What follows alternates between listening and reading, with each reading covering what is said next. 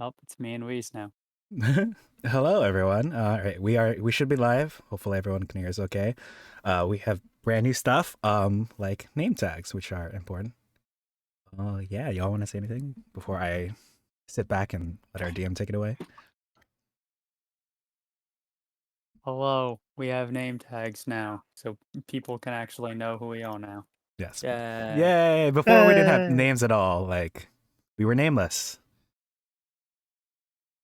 and then we went to the judge. Right? You can get your name changed. How much money is that, by the way? Do you know how much money it is to get your name changed legally?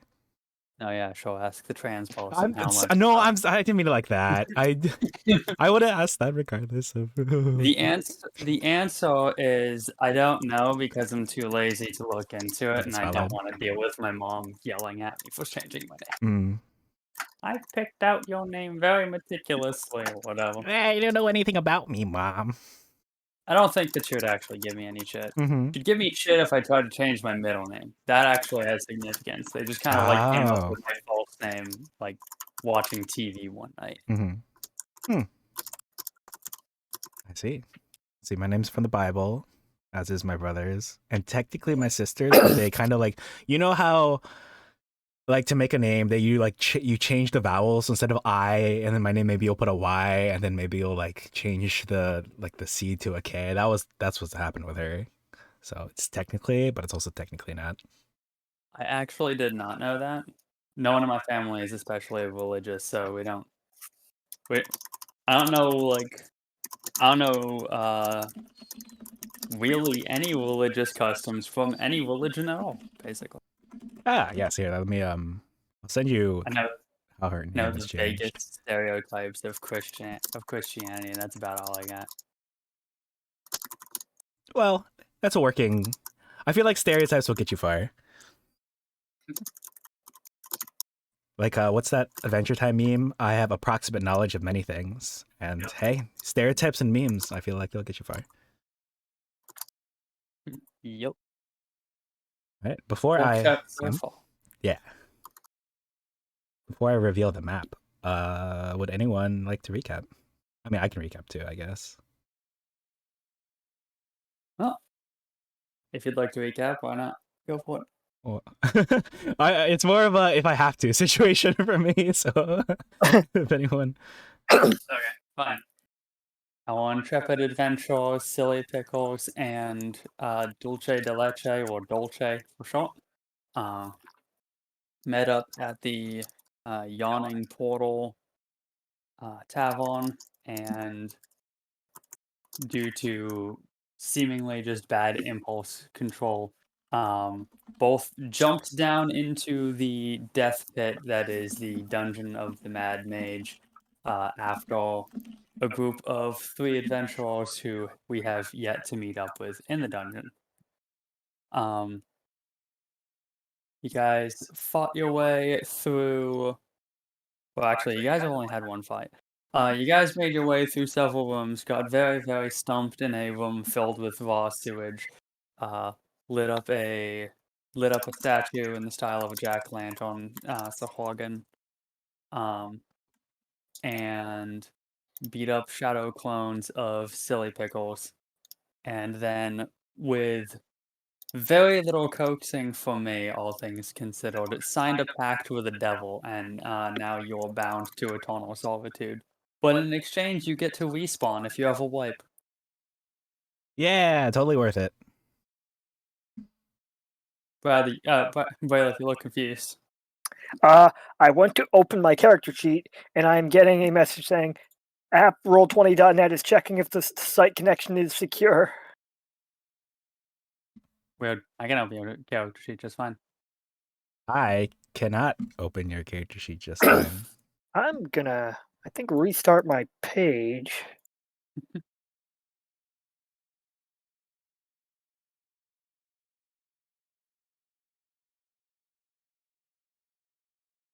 You saying page reminded me of our good pal One Page Mage, whose content I have not run in so long. I wonder what they've put out recently.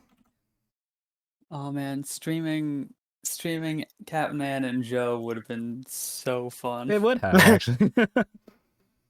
we're depriving the public of getting to unironically gatekeep, gaslight, goal boss Heck away out yeah. of One of my situations. favorite moments.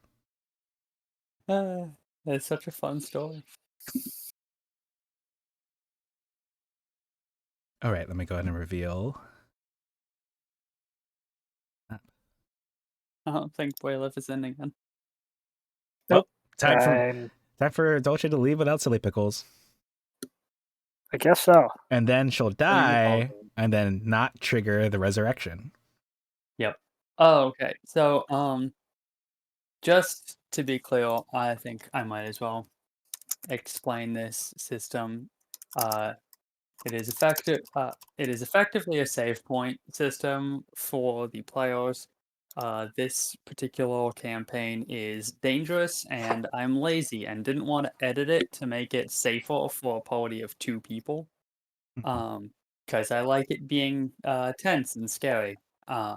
So to try to make up for that, I implemented this system where they get to long rest at statues of this devil character that I created, and after doing so, if the party wipes or gets a TPK, total party kill, in a fight, then they will both respawn essentially at that statue.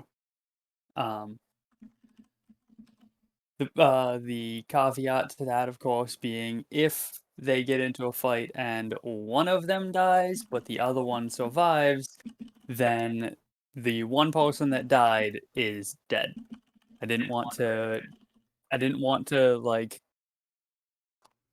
I didn't want to make the campaign suddenly toothless by giving the players functional immortality. No, I think that's a good way of keeping the teeth in because like I don't want to go down and then like say Silly Pickles has like a lot of health left and I might still bleed out, you know? We seem to be having some technical difficulties on the Roll20 side. Well, it was happening with another website earlier as well, so I think it's something like computer. Uh-oh. That devil's lettuce you've been looking at on the internet. I guess so. Shit, you cause problems by just Googling it now? I guess.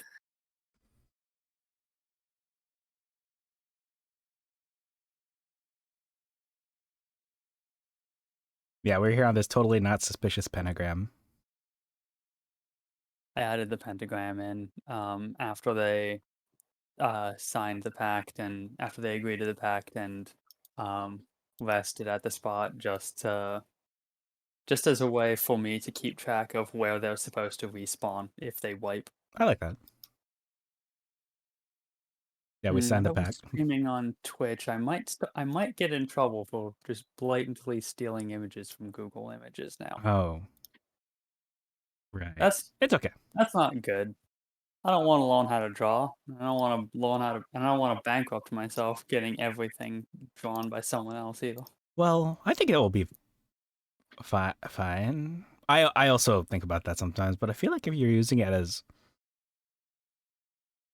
I'm not an expert. Also, I'm not a lawyer, but Not only am I not a lawyer, I am not your lawyer. Okay, it appears to have been my antivirus. That was there are viruses in this dungeon. I knew it. So I guess I'll just disable my antivirus during D&D. Amazing.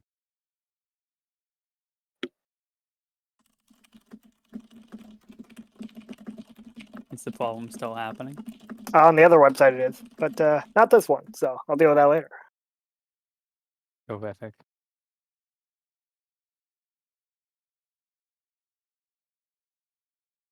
By the way, would you mind clicking on this link for me in the Roll20 chat? Yeah, no problem.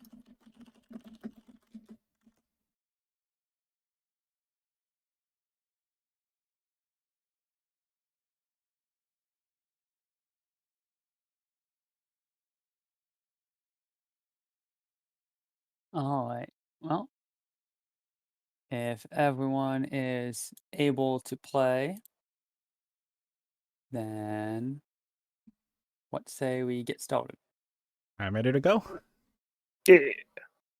Woohoo! Alright, where the fuck is the music? Not a problem that I swear every 2 seconds, is it? What? Oh no. So maybe I would have. It would have been different a few years ago. So one of the conventions, because as you know, I go to a lot of conventions. One of the conventions, like last year or so that I went to, there was actually a VTuber there called Captain Krabs. He goes by Capt Krabs on Twitch. He has a cute little crab VTuber model that he made and rigged himself, and he does DJ stuff. Like he puts on music, and he, I think, wrote books for children. He's got a lot going on. So Yeah. he went to this convention and he's like, all right, like, here's how I made it big. Not a lot of people know this, but if you stream, like, you keep your stream clean and safe and stream under the family friendly tag, Twitch will feature you more often on the front page, which is fine and dandy and all. And it was something I was considering until Twitch took away automatic tagging, like pre-made tags, and just let you tag things yourself. So if you look at this stream, we've got things like, I added the D&D 5e lurking welcome, but like I could type in family friendly, but because tags are made, because you write them yourself, it has less of a kick in my opinion. So I was just like, fuck it. And I don't care about cussing on here. Brilliant. Yeah. Yay we live in the future. All of my commentary and dialogue would end up much more stilted if I had to not swear every 2 seconds. Yeah. This is like part of the reason why I like even non-streaming campaigns. Cause you can be free, you can be yourself, you can like be open. You can relay information that normally wouldn't be readily available to the public. So like just the idea, not being constrained or constricted by darn rules about, well, language, as Captain America will say, is nice, Yeah. All right. So you guys might have picked up on this during the last session, but as Dungeon of the Mad Mage is a mega dungeon and not a more narrative focused experience, it is, luckily for me, pretty much entirely self-directed. Yeah. So unless specifically requested, I'm probably not going to be giving you guys any real hints on where to go or what to do. Mhm. I'm just kind of gonna turn the kindergartners loose and maybe try to keep the school field trip alive. We'll find out. Will you give a sense if we asked one? If you guys are like fucking lost and you ask for like where would a good direction to go be, I might give you some kind of hint as opposed to just letting you guys be like falling into point and click adventure game syndrome of I feel like we've done everything and we're like rubbing every item that we found on every surface trying to find like some hidden wall or something. All right, note to self, grab every item I can see that is not bolted down and rub it against every available surface, just in case. You So- joke. But in session 1, you've already touched on some of these sorts of mechanics. Yeah. I should Why I have brought rubbed it the up. head against the water. I don't know. We should bring the head back to the demon, the devil, whose name I already forgot. Malayalam. Ah. Trust me, I will be all too willing and eager and excited to talk about my hot devil man OC. What does he look like again? Well, obviously, I don't have the ability to post that on the stream. I can post that back in our Discord, and if there was a way for Lightning to do that, I can do that. be cool. Let me Is that not safe for Twitch? Interesting. He's wearing slide it. stuff. It's fine. He's not There you go. naked. It's up there in the chat area.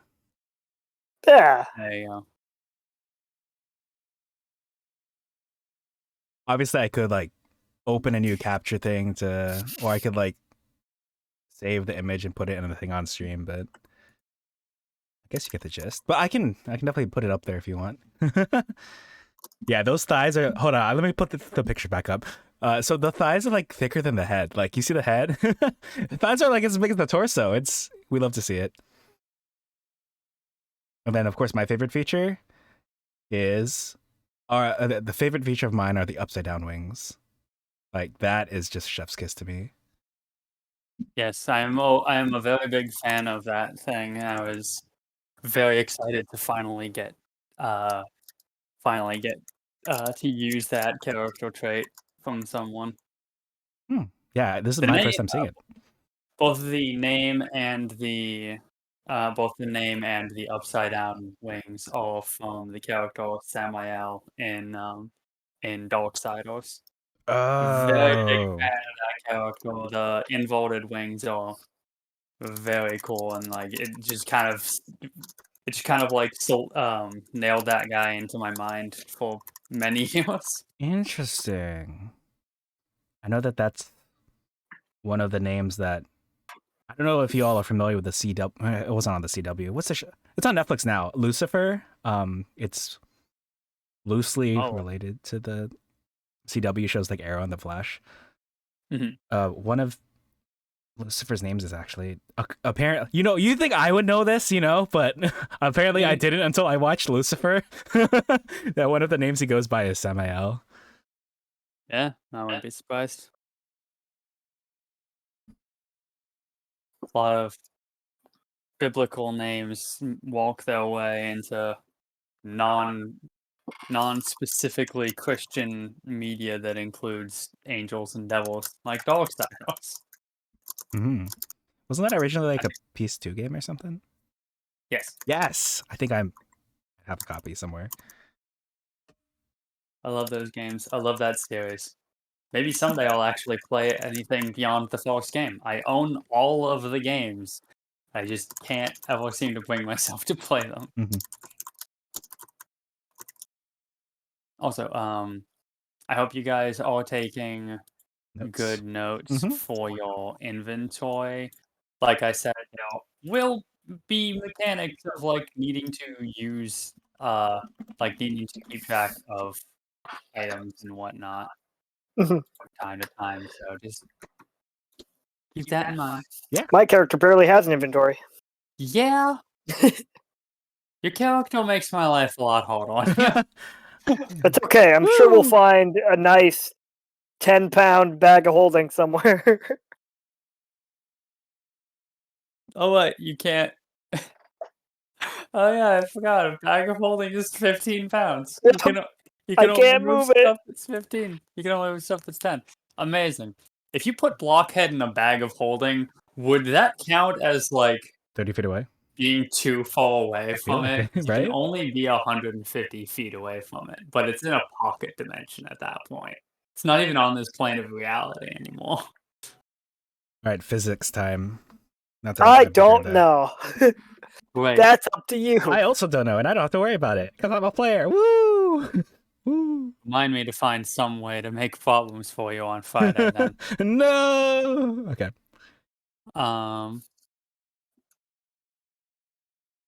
Okay. Real talk, it is actually super nice to have this is something that I didn't really expect, but it's super nice and convenient for me to have the Twitch stream up because now I can more easily see what is and is not revealed for you Visible. guys. Yeah. Ah, Oh my gosh, I hate the reveal tool so much.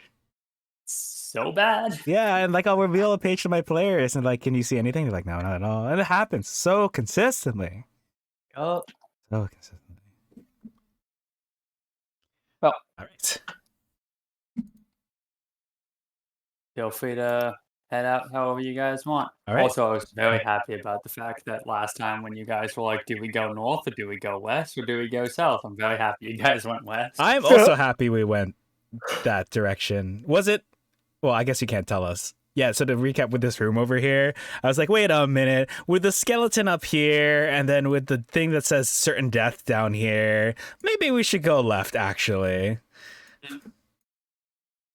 I mean, I didn't put either of those though. Those are just default Yeah. features.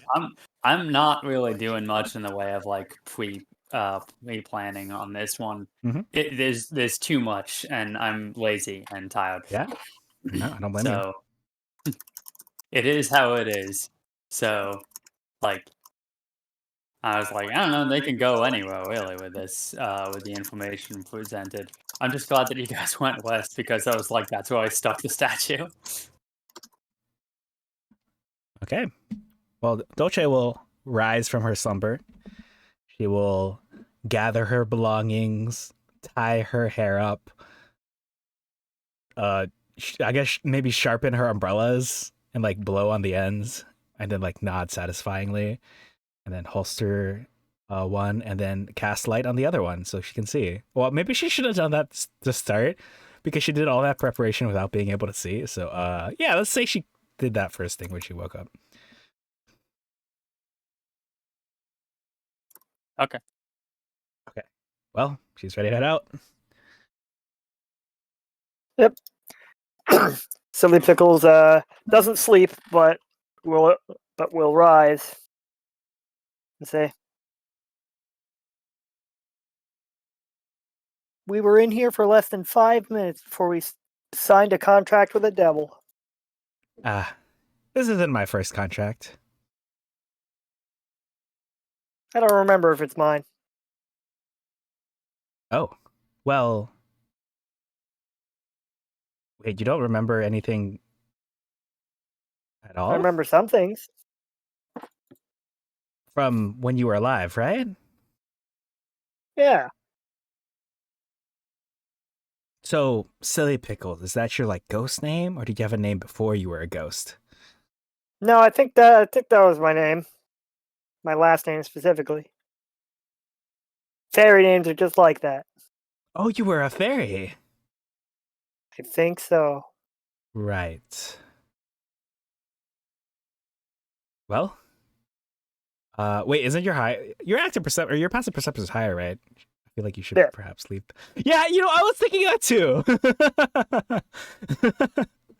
Don't ask these things. I feel like she's the character that I do the most. Like, don't say that. That's racist or that's ableist. Like, I told you why. Welcome in, Pretzel. Okay, here's what we've learned so far. Dolce is Lightning's racist character. Yes. Salvador Caviando was his aggressively capitalist character. Yes. And ableist, actually, if you think about it, because people who can't work yeah, shouldn't be able to thrive in society, apparently. So there was definitely something with Solstice, right? Was it actually just the fact that she was evil? like always kind of an asshole, and then she just straight up became evil for a couple minutes? Yeah, my actual level evil character is my least evil by like actual societal standards as a character. I can't think of anything. I have to ask her. Oh yeah, it was just how she's tried to torture that guy by using death. What was it? Death ward. She cast death ward on their prisoner, which I'm pretty sure, and then stabbed him in the chest with like an axe or a lance or something. I'm pretty sure that's against the Geneva Conventions, but I don't know. What's this tried to torture thing? Okay, I'm happy to hear, or I'm happy to report to her that she successfully tortured this person. I don't know, the way that the prisoner was acting, I was like, you know what, this isn't even the worst. What's it called? Successful? Waterboarding? I thought he was like charmed by an aboleth or whatever. It kind of wasn't successful because we had to like use Speak with Dead. She didn't successfully torture information out of him, but she did successfully like torture him. Yes. Like just because you're bad at waterboarding doesn't suddenly make it ethical to waterboard someone poorly. Yeah, you're right. Killing someone and then resuscitating them as means of torture doesn't get better just because they didn't give you the information you want. Okay, so she successfully tortured Welcome in, him. Lux. Good She to see failed ya. to torture Good to see your information out of him. Exactly. So she Outstanding. pointlessly tortured him. Yep. It wasn't pointless. Solstice derived some sort of satisfaction from the affair. It moved the character plot forward. Yeah. And again, if it weren't for Delilah talking Solstice down that very night, I think she would have tried to push Delilah off into the giant gaping mouth of that eldritch horror that we encountered at the end of the campaign. Yeah, that interaction resulted in a completely different ending. Yeah. Good job, Okay, Delilah. so what I've learned from this whole conversation is that I have heard of people like using their D&D characters to like walk through some gender stuff, but I'm starting to think that like Lightning is just getting all his like negative energy out there using his D&D character. I hear D&D is very like therapeutic for people who are like, like trying to work through parental issues, or like maybe it was that thing where each D&D campaign has someone who's working through like gender stuff. Yeah. Yeah. Every campaign, someone is using their D&D character to walk through some gender stuff, and if no one goes in with that intention, someone will get assigned. Someone will learn something about themselves against their will. Yeah, I definitely go into it like with my characters. I think Adastria, my Stars Druid, is the one who's most I guess femme presenting. So I definitely try to imagine like being in her shoes, and because she wears more like dress type clothes than, I mean, Dolce's wearing pants right now. Like she's the one, like if I want to play D&D and I want to feel girly, I do Adastria basically. That's how. On that note, Silly Pickles probably goes by she, they, but I tend to take the path of least resistance and just stick to one of them with my characters, which I should probably work on. But I mean, I see where you're coming from, but like, I exclusively go by they, them, but I pretty much exclusively make characters that go by like he, him, or she, her, because I'm just like, I'm too lazy. I'm too lazy to remember my own character's pronouns half the time.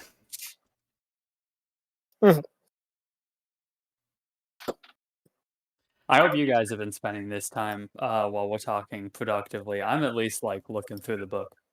oh yeah, we made it to the second floor. Oh, good. What'd you find on the first floor? Let me know. I haven't read it all through yet. We found that bag of holding I mentioned. Cool. It's 20 pounds. Fuck.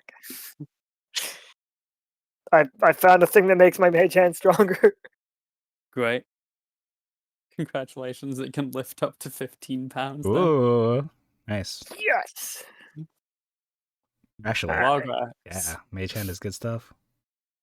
Before they added the actual telekinetic and telepathic feats from Unearthed Arcana into the game, you had to like take a prerequisite feat first, and then on my bard Rave, he was able to successfully, he pushed someone, because you can shove with that feat, so he shoved someone like an orc or something down a long pit. And then I'm pretty sure he flicked off a different person, like a different enemy, as part of an intimidation. It's like, yeah, that's right. I pushed this guy off. You're next. It was good times. Very early in my career. Nice. But since I've remade him, I didn't put that feat on him anymore. I have other stuff on him.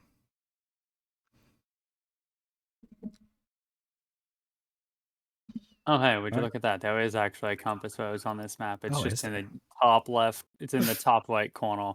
Like the one spot I didn't see. But it does actually match up with what we would hope for.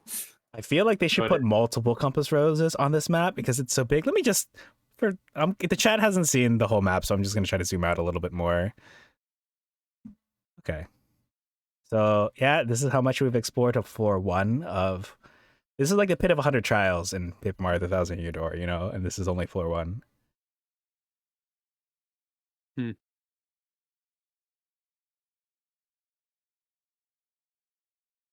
You guys have not explored a ton yet. Nope. But I'm ready to march forth, so I will light the way. Not that Silly Pickles needs the light. Oh, I should probably say bye to the demon the devil, who we made a pact with. Dolce's my most face is scared to know. All right, Dolce will do like a fist to an open palm with her hands and then bow. Ah, neat.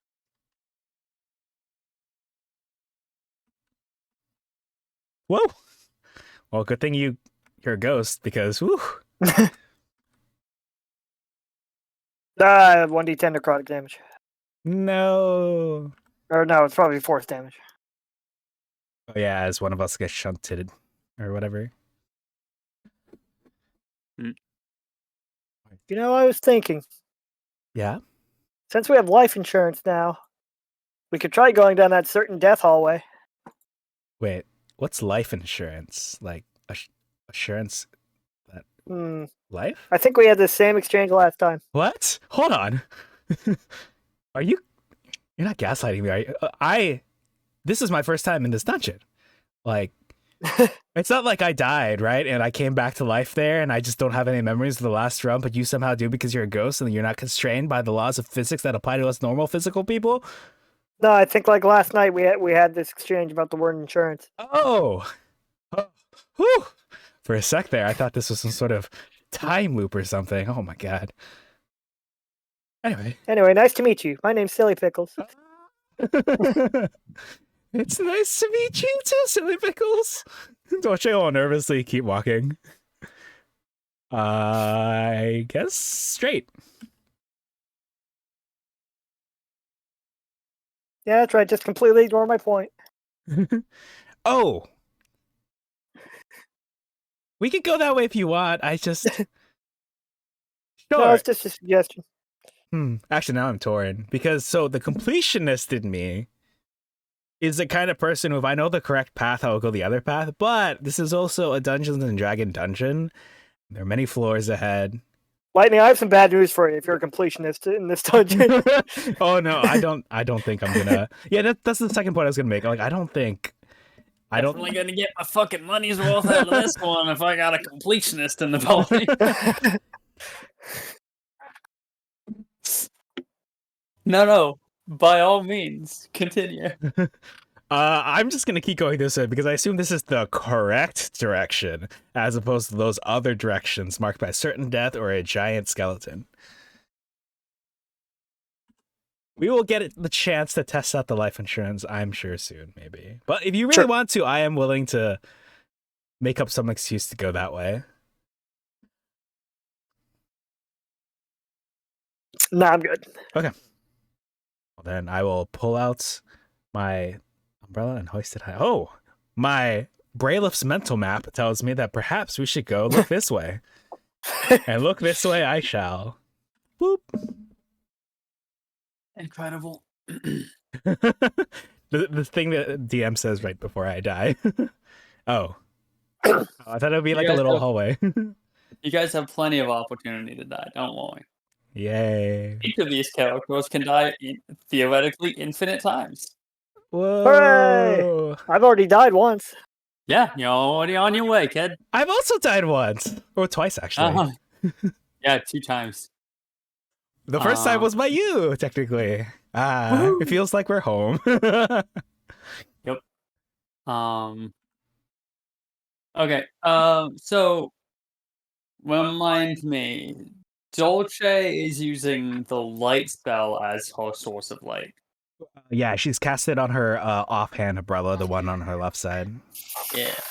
Silly Pickles, you just have 150 feet of... You have 120 feet of, like, dark vision, right? I think it's 60 feet.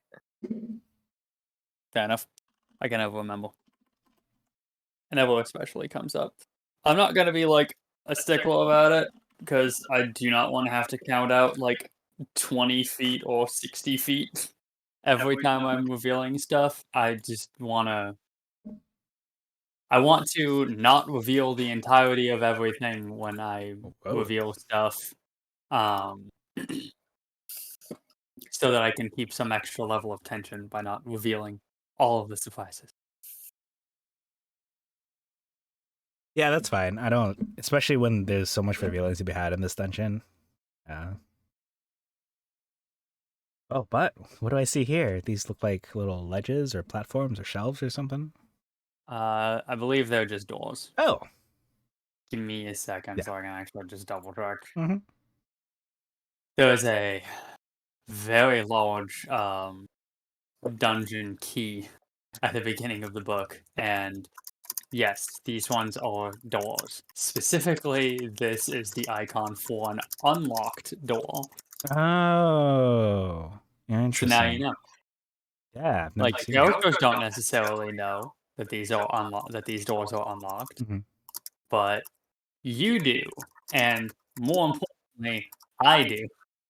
So I'll have to look up every single one. Thank God. There's so much reading in this. Hmm. But yeah. So as you turn down the hallway, you find two doors down this new path. One at the far end and one off to the right or down south, if you would prefer.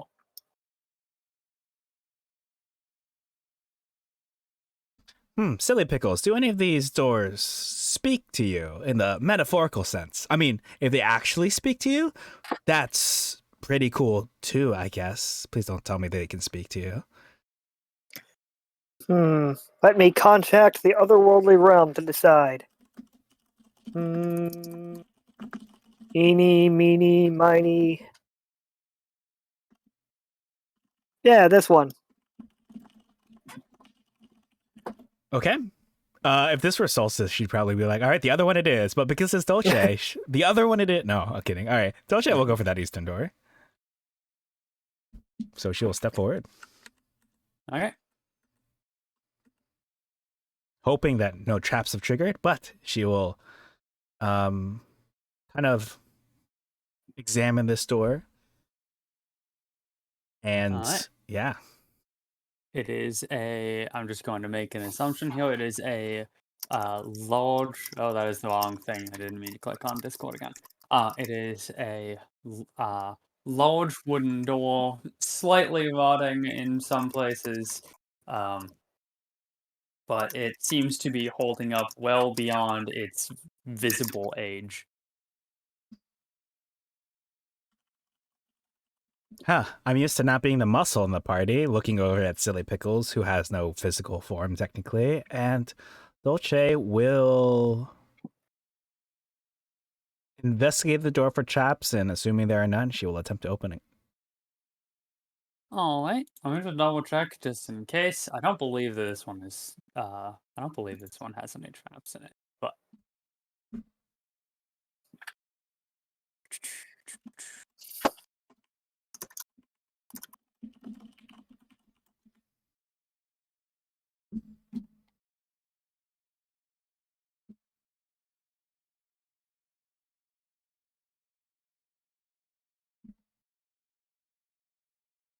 Nope. You find no. You find no traps on this door, and you are free to open it at your discretion. All right, Dolce will swing it wide open, just because I guess she's excited. I feel like she should open it a little bit more cautiously, but oh well, she'll swing it wide open. Oh no. Oh, we all aren't even listening to the right song anymore. Oh well, that's fine. You find two bugbears who were already staring at the door as though they anticipated your approach.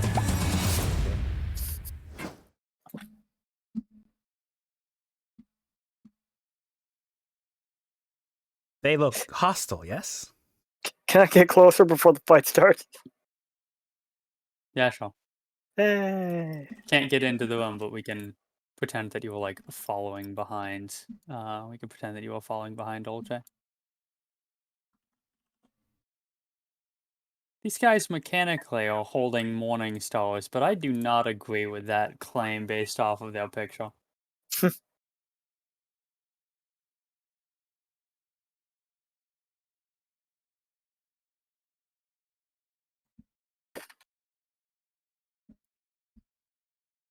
Yeah, I'm very excited about the new roll for initiative alerts that I have going on here. I don't know if y'all got to catch it on the stream. I think I saw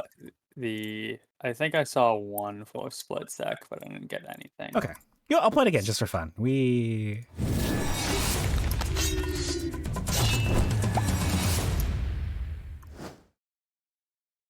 Oh, that's nifty. Yeah, I'm very excited about it.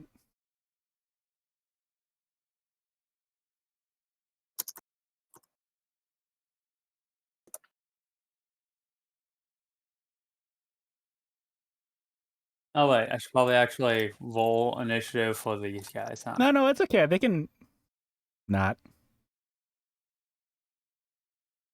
I don't even think I think at most I took like a 1 week break between DMing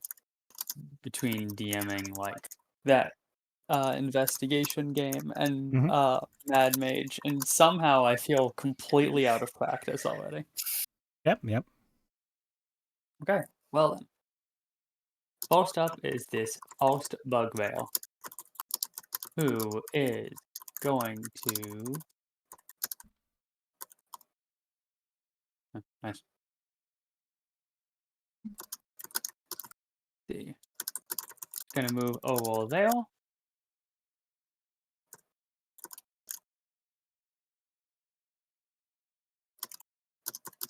Perfect. And he is going to take out a javelin that he has in a large quiver on his back, and he is going to chuck it at Dolce for a 12. I assume that misses? I believe it does miss. Yes. Alright. Well then, next up is Silly Pickles. All right. Silly Pickles is gonna float over here. 5, 10, 15, 20, 25, 30. She actually, how far away is? Nope, too far. But I guess first she'll. Oh, music isn't playing for me. It's playing for Restart me. it if you want. Not playing for anyone on Twitch. Yeah. I'll look into royalty-free music.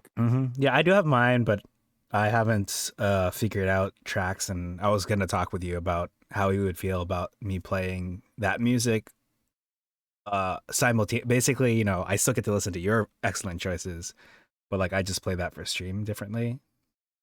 Like generic, like, oh, I don't know. We can discuss it later. Yeah. As I always say, we can burn that bridge when we get to it, and I hadn't gotten to that bridge yet, so. Yep. So for now, she's gonna try and possess this guy. Yay. That's a charisma save, yes? DC 15. DC 15 charisma save, and he does not pass. Slorp. Oh, I don't like the term you used as you possess that guy. Glorp. Oh.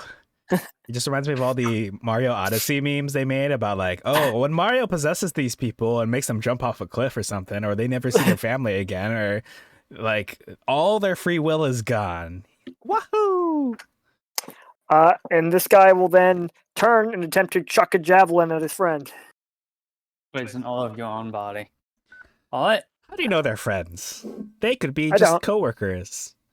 They're not gonna be friends anymore. Because they're gonna be dead. Woo! Oh, he misses. Damn. Well, I think that's the end of my turn. I think he just got kicked out of all 20. Yep. Hold on. Nope. While we're waiting for him to load back. And Dolce, it's your turn. Right.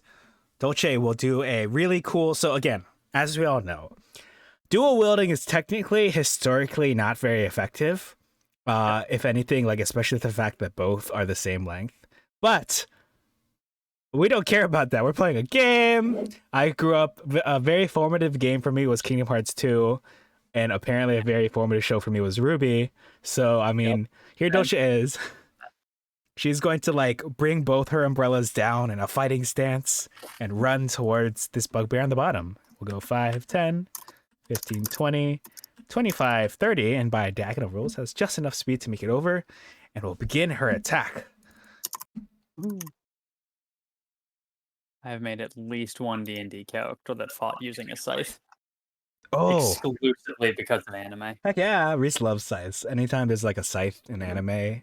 Oh, speaking of scythes, have you all seen Puss in Boots: The Last Wish? Not yet. Oh my gosh, I love that movie. I watched it twice in that first week. Tyler is trying to feel pressure me into watching it. Yeah, there's a lot that I think it does right. Alright, so your attack lands, roll your damage. Ooh, Amazing. minimum damage. Go All ahead. that. I'll use my extra attack feature and take another attack with the right hand. Yeah, that hits again. Ooh, second the highest. And last but not least, she'll spend her bonus action to attack with her offhand weapon, the umbrella that's being lit. Yep, that does hit. All right, and I forgot to adjust it, so it's just a simple D8 for 5 damage. Alrighty. Good done. All right, Anything else from you? I think that's it. Her action, movement, and bonus action are all used up. Perfect. Well, next up is the bugbear that is right next to you that you have bludgeoned half to death. And he is going to attempt to return the favor with his Morning Star. And he misses, unfortunately. Woo! That's a shame. As one away from max damage. Oh, thank well. goodness. Woohoo! Alright. Next up is the other bugbear, who is being possessed by Silly Pickles. For those unaware, Braylith is playing as a ghost using Matt Marshall's Lost Soul, I believe it is, custom class, homebrew class. So he's possessing this bugbear, and that's got all kinds of fun and interesting rules and mechanics. And But in the ethical immediate implications. moment- Yep, and a whole lot of cool and incredibly fucked up implications. But in the immediate moment, it does nothing to protect Dolce from this next attack. No, I forgot about that. Bonk. Nope, miss again. Woo! This is impressive how badly these guys are rolling. These are like genuinely terrible Oh yeah, rolls. let me see what these rolls are. 3 and 4. Unfortunate. Unfortunate. Campaign's over. Nope, my stream's over. No. The stream just cuts out immediately. So next up is Silly Pickles. All right. Now that he's in melee range, this guy's going to try and clobber his cohort. You could have If I said actually Brendan. land this attack, I'm gonna be annoyed. This is incredible. Oh, let me see. Wait, did you roll? Can't move blockhead while I'm possessed, so that's it for me. Yup. There are so many weird rules about this class. Alright, Dolce, you're up. All right. I assume that this is still a hostile foe that Silly Pickles is possessing, so I would Yes. warrant. Yeah. I don't need an. Oh no! Now that I've started saying I don't need advantage, I'm gonna miss this next attack. All right. Dolce will spend her bonus action and attack with the light umbrella first. Which one? Sorry, the bugbear to her right. That does miss, unfortunately. All right. She Congratulations, you will right. she pulls her feels like she pulled her shoulder with that left hand attack, so she will strike with her tried and true right hand. Wait, I should make her ambidextrous. But anyway. If she's dual wielding, I thought that was the implication already. Yeah, maybe. I guess I actually haven't really thought about it. All right, 24. Yep, that one hits. All right. 9 bludgeoning. Bomp. All right. And as she still has an extra action as a fighter, she will strike the remaining bugbear. Alright. That does hit. Right. My 7 damage to the bugbear, and that is 3 damage to Silly Pickles as well for possessing him. Do I hear Silly Pickles cry out when this happens? Probably not. Okay. Cool. Well, I believe rules is written I can only telepathically speak with the person that I'm possessing. for Sounds fun, about right. Dolce will move 5, 10, 15, 20. She'll like circle it as an act of intimidation, but otherwise her turn's done. Nice. When that false bugbear dropped, he fell onto his back, and shortly after he stopped really moving much, his head kind of jolted around for just a fraction of a second, and then Oh. returns to nothing. Disturbing. Returns to no motion. Oh, ominous. Next up is that other bugbear, who is going to try to Morningstar Dolce again. And another terrible miss. These guys are falling very badly. Oh, Silly Pickles, you're up. All right. I'm gonna. Oh, he's dead. I'm gonna try and make him attack himself. Oh, okay, can you do that? I believe. I mean, I don't know. I don't know believe we anything. established last time that he can do that. So, sure. Morningstar. Of course, this is the one that hits. Alright, so that is 5 damage to this bugbear, another 2 damage to Silly Pickles. Silly Pickles attacking herself at this point. In his head, he hears, "Stop hitting yourself! Stop hitting yourself!" One of the, if it's not clear, one of the mechanics of the Lost Soul possessing someone is that the ghost doing the possession cannot be targeted, but anytime the host body takes damage, the ghost possessing them takes half of that damage. So that it's not like a get out of the fight free card, basically. Mm. Yeah, leaving me And- alone. Boo! Next up is Dolce. Yes. I wasn't sure if. So I think Dolce isn't really. So I'm aware of that mechanic, but Dolce herself isn't really aware of it. So she doesn't know whether the go to plan should be to like wail on like an enemy that Silly Pickles has possessed. So she's going to start blasting, just like what's that famous actor from It's Always Sunny in Philadelphia? You know the "so I just started blasting" meme? Yeah. Yeah. I don't remember what the actual character's name is, but yeah. No clue. I 17. don't watch that. Neither Yeah, do that I. hits. 6. 6 to the bugbear, 3 more to Silly Pickle. I'm just gonna have you standing slightly to the side. Yeah, that's fine. It's 3 more to easier. me. Yeah, 3 more to you. Got it. And then Dolce will swing her wrists around and make a solid blow on the torso. No, a 15 though. Nope, that does not hit. Hmm. Nope, that does She not. uses her momentum to spin in place and strike with her left hand outstretched, the left umbrella. Mhm. Unfortunately, as we have previously established, 15 does not hit. That's These guys okay. have higher AC that I remember. Dolce will finish her spin, her little pirouettes, and like pose to try to play off the fact that she missed with her last 2 attacks, and she'll end her turn. And then the bugbear responds by trying to hit you in the head with a morning star. Oh, well, Best roll, and he also second misses highest you with the damage. 15. yeah. Also the second highest damage. This guy isn't fucking around. He's just you just can't hit. Yes, thank goodness for my naked steel. Woohoo! Ugh, it could have been bad. Dolce is literally naked in this dungeon, in case that was unclear. Oh no. Oh no. I feel like that. Oh, actually, I think that has happened to her before. The very first D&D I ever played, like very first, it was like winter of 28. When did pandemic start? Was it 2020? So I was going to continue making this guy kill himself. Oh, tragic. Yeah. Yeah, that just Might like as well. unearthed old memories for Dolce. He does miss his attack on himself. He successfully dodges the attack that he made against himself. We're like, wow, I'm so skilled. Look at that. He swings at his own head full force with his morning star, and then last second he parries the attack with his morning star. Dolce, you're up. Yeah. Parrying is cool. I know that it's not in, they do it in the Souls games, right? You have to like, or what's the thing where you, like in Bloodborne, you can shoot them right when they attack you? I think that is still just called parrying. Right. Parrying with a gun, in my opinion, sounds sick as hell. That game is amazing. It's definitely my favorite Souls game.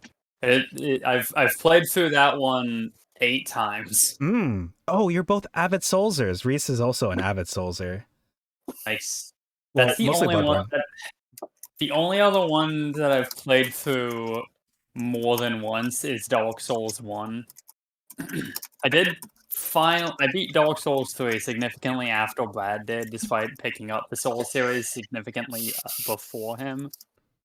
And I beat the Soul of Cinder on my first try. Wow, It was nice. great. While Bailiff was leaving the room, he just saw me do that on my computer, and then he just like I beat the guy, and then looked back at him, and he just like his mouth was hanging open. I was like, "What? Like it's hard." Get good. Skill difference. I got my ass handed to me by like the 3 bosses before him, like 20 times each. And I fight that guy, and I'm just like, "Well, people struggle. Can't relate. Skill issue." All right, Dolce will move over here.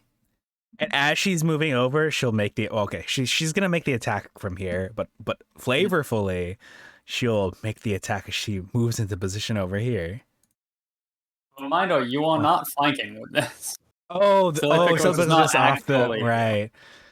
This is Silly Pickles is being Teehee. offset for the purposes of convenience for me. I'll put it right there. Make that a little Okay, clearer. thank you. I apologize for forgetting. All right, she'll strike with a Sony 3. Regardless, it does still hit. So that is 4 damage to the Bugbear and 2 more to Silly Pickles. I love that this Bugbear has not landed a single attack, and yet the only person who is untouched in this fight is Dolce. Woohoo! All right, with the momentum she does, like striking it from here, she will like spin it. Okay, spinning moves I feel like are very like not good, like in real life, realistic, not functionally realistic. But again, this is a game, so she's gonna do a cool spin and strike again with her right umbrella. The 20, I think a 20 will hit, right? Yes, it Okay. does. I think these might be my first bugbears that I fought, so.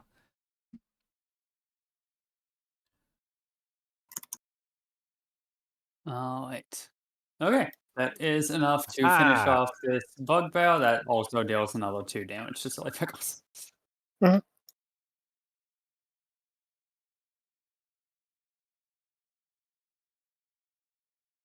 Cool. Alrighty. Cool. Yay. Oh, you know what I should have done? I should have possessed the dead guy and had him attack him. That would have saved me Oh, some right. health. That would have been additionally traumatizing. I forgot about that ability. I'll have to remember that. Anyway, live and learn. Die and learn.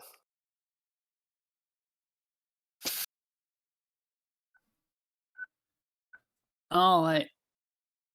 Congratulations. Okay, well, now that we have cleared that, though, I can go over the interesting features of this room if I can find them. Let's see.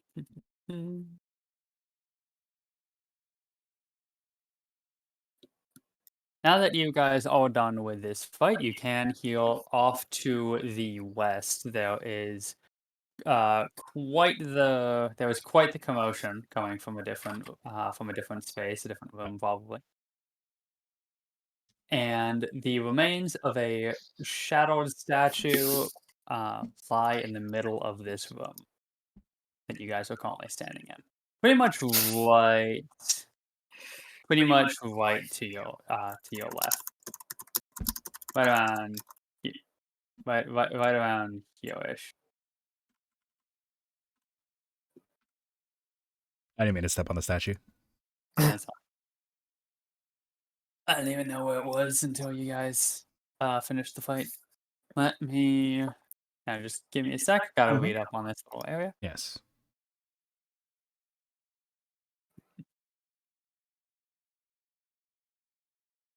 I still think it's really cool that Silly Pickles is is like slightly like translucent, basically. So when you're like, we can still see the map behind her.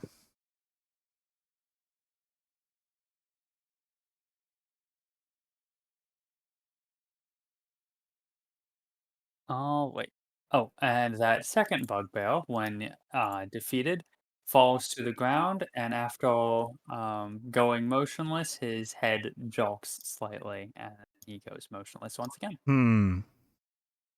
So the statue is broken into 17 fist-sized chunks of black stone. It appear based on the piles that you see and how everything is right around the base of the statue, it does look like the bugbears were attempting to recreate it, though they clearly had not yet been successful. Oh, it's like a puzzle. That's cute. We've established that we're great at puzzles, Yes. especially Yeah. ones with statues. Yep. Dolce squints at the little pieces of the statue. Over here googling puzzles for toddlers. You think we Goes should? in a square hole. I love that. I love that video. That's great. So, do you think we should?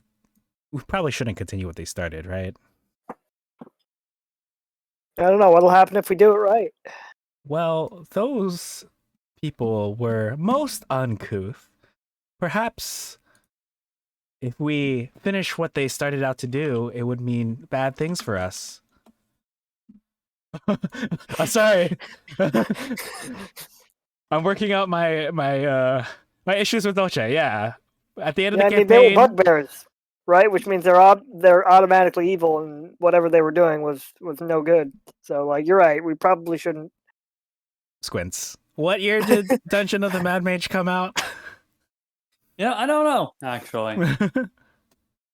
I feel like it's probably a remake of something, but I'm not actually sure. Hey, Skittles Witch, thanks for the follow. Like, it might be an older game that got remade for the current edition. I'm pretty sure that's what happened with, pretty sure that that's what happened with, Ghost of Saltmarsh. Hmm. Okay. So I just need to figure out whether or not I'm allowed to automatically attack hostile onlookers on site, or if I should think about the social ramifications of what I'm about to do.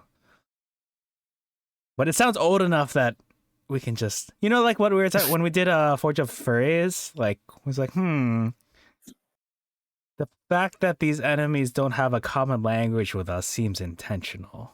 I really don't. Oh, what in No. Forge of Furries? Yeah, none of the enemies that we fought had, like, they expected a traditional adventuring party to be like a dwarf, an elf, Mhm. what's the fourth thing? A human, a dwarf, an elf. Wow.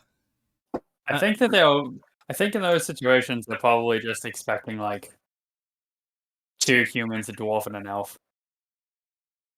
2 to 3 humans, and a dwarf and an elf, and you can, like, switch things around, but, like, Maybe a halfling or a dragonborn or something. yeah. Right. And all the enemies spoke Regardless, in, Undercommon, so. yeah, regardless, in Forge of Furies, that entire campaign, that entire adventure was definitely written with the idea of, like, you gotta have at least 1 dwarf in your party for this adventure, right? Regardless of anything, failing that, someone has to be able to speak dwarf. Right? Why wouldn't you?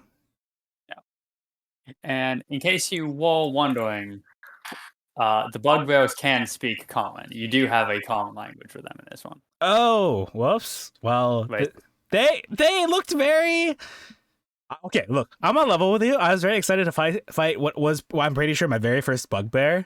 So Wait, really? You never fought a bugbear before? I fought an owl bear. I don't think I fought a bugbear before, but if I have, I just have forgotten. Interesting. I know you've technically fought at least one owlbear because I ran one for you guys in the last adventure, but though it didn't, look like an owlbear. Mm-hmm. And I think that was my first, because we fought a rock in your adventure, right? Did you? Did we? In the last one, the investigation? No. Oh, you did fight one in Saltmarsh, if that's what you're Okay. saying. Yeah, you fought the Rockhawk. Ah, yeah. So that's why when we started the first episode of Radiant Citadel the other week, when Braylov was like, "Yeah, a rock, like I flew here on a rock," I was like, "Yeah, a boulder sailing through the sky. That's in character for Braylov, so sure, I'll roll with it." Rock And then he roll was with it. like, I was talking about the big bulb. Yeah.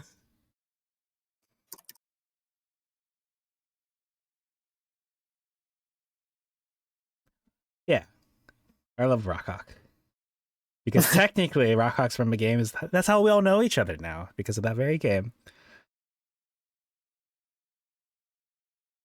Well, Dolce is not interested in putting together the statue because she is, as we've established last episode, terrible with puzzles.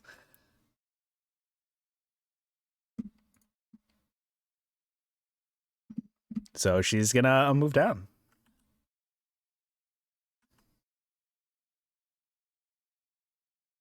And she'll peek around this corner and hold her, I almost said torch. She'll hold her umbrella up high. As you round the corner, you reveal a hallway. And the sound of the sound of the ruckus that you heard earlier is closer. It still seems like it is coming from the west. Silly pickles, you can hear things, right? Possibly down this area. No, I can't hear. Oh, shame. I was gonna ask if you could hear that noise. Do I hear that noise? Yes, you hear the noise. Do you think we should It's hard check it out? to avoid the noise. Yeah, we should probably check it out. Actually, we should check it out. Sorry, I forgot Dolce's motivations for being here. It was that very hot redheaded person who came down here just to make sure they're okay. And I've had her like run away from things. So she's like, maybe in that room is that hot redhead, and she'll move over that way. Horrific. Love to see it. I can respect a person being thirsty as their primary motivation. Yeah, Look, man, whatever gets you to answer the hero's call. Yeah, actually. Oh my God, Dolce! Hey, you know Fireball, right? This is my least. So I, you know how I always play spellcaster every time. This is my least spelly spellcaster now. Yeah. Yeah, I was very surprised to see that you were playing a fighter for this one. I was like, really? Oh, we don't have any casters for this one. That's gonna be interesting. Anyway. Yeah, she knows a total of 3 spells, and that's it. Yeah, what's the problem? Oh. There are a total of, I believe it. There are 6 goblins and 2 more bugbears in the area. I don't have the full information yet, but the 6 goblins are playing with what appears to be a marionette formed from the bones of a human skeleton. Oh my! Oh my! Cool. I mean, they probably don't have much really toys on here. The goblins chant "Nim Wraith, Nim Wraith, Nim Wraith" as it bobs about. And let's see. 2 halves of a cloven wooden shield lie in the room's northwest corner. And that is all I'm going to give you for now. So Nimwraith wasn't common, right? Well, actually, possibly. it's hard to tell because it's a name. Right now, yeah, it sounds like it's more like a name right now. Silly pickles, you're good with kids, right? Sure.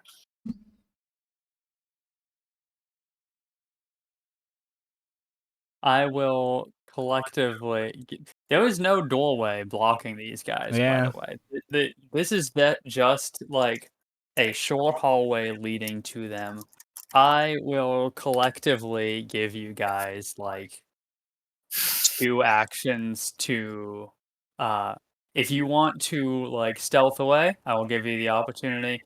If you want to initiate combat or let you get an attack off because they haven't noticed you yet. They Mm. are very preoccupied with their puppet. So you said there's 6 goblins and 2 bugbears. okay. Well, I will defer to Brayleth for this one because personally, as what seems to have also happened with the Arbiter, I excel at single target encounters.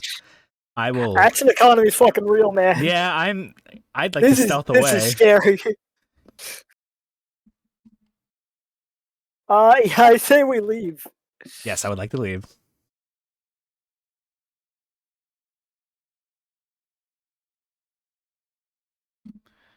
Very well.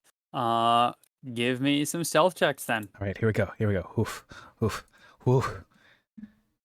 Could be better. Okay. And Brad, Bailiff. Okay. Great. You guys do actually manage to stealth away. Yahoo! They are Meow. that oblivious. Phew. Hey, silly pickles. There's a door here. Do you think we should check it out? If we can do it quietly. You know what? I think Oh, good. we'll just pass. They're out of our screen, so they won't see us anymore. They They're won't out of hear. our what? You mean our vision? No off Yeah. screen. Like the DM has covered it in a blanket of shadow again. Like the who? Shadow? The hedgehog? What's going on? The shadow. All right, Dolce will bring her light this way. Which, now that I'm thinking back, has implications about that room, but she's just gonna keep going. I believe that room is actually supposed to be illuminated. Woo! Thank goodness. It would have been weird if they're playing in the dark, right? And then a light comes by and they're like, huh, I wonder what just came by. Must have been the wind. Well, they do all have dog vision, is the thing. Mhm. So my only reason for assuming that that room is actually illuminated is the simple fact that when I first loaded into this map, the very first time, that room and only that room was revealed. But the rest of the entire Oh. map was still hidden and dynamic lighting was on, which suggests then that there was supposed to be a light source in that room. But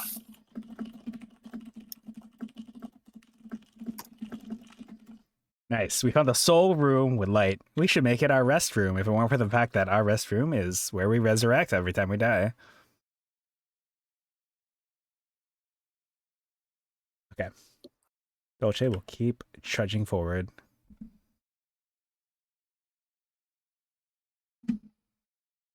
wait.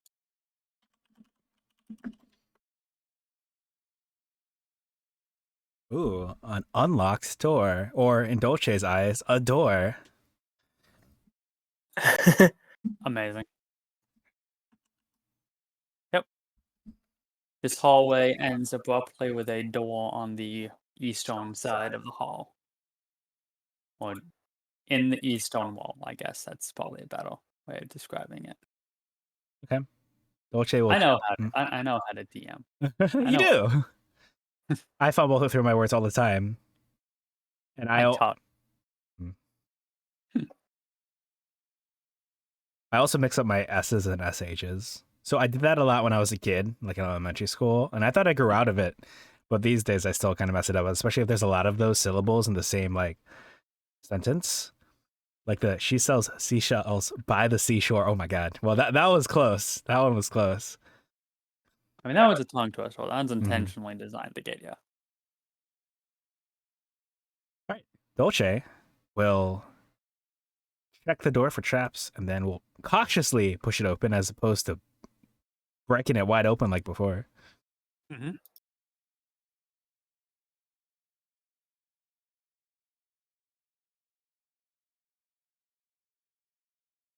She'll step through.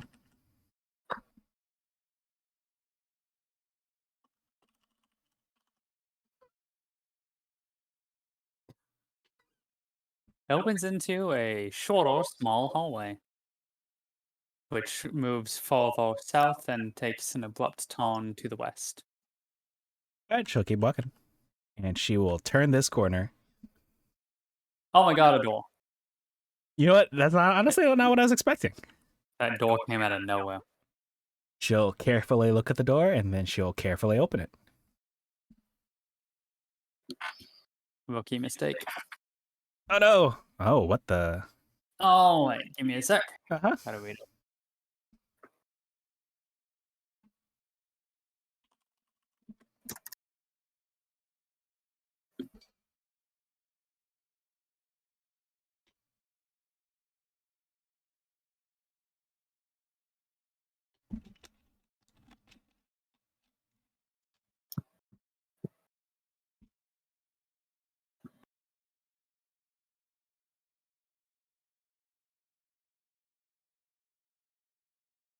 Oh, okay.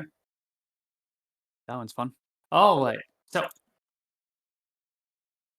in this room, there are 2 stone pillows with a 10-foot wide arch between them which supports the 20-foot high ceilings of the room. Near the base of each of these pillows is a humanoid skeleton, No. stripped of anything of value.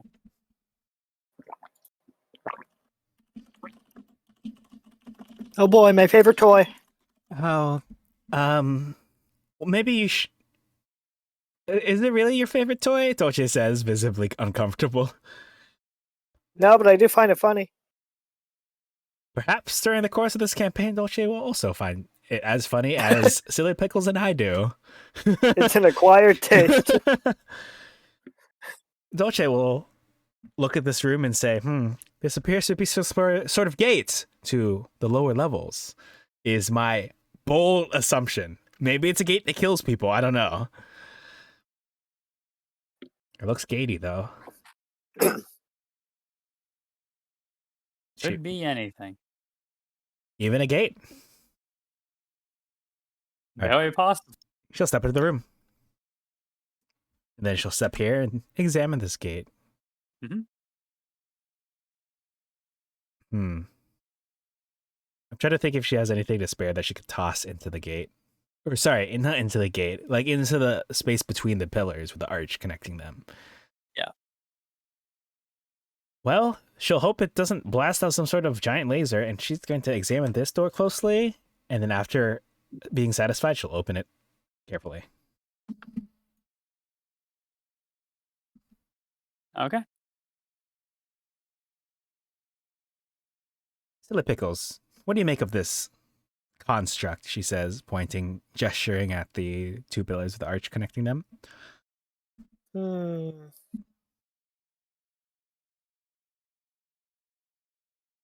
not really sure.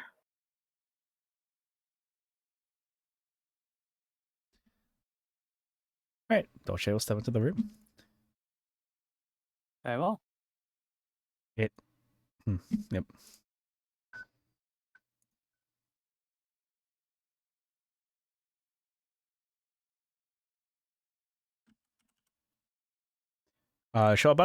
If you need her to, she was considering stepping down a little bit more, unless you... Okay. As far as I've read so far, I don't think it especially matters yet. Okay. Oh. Let's see. One sec.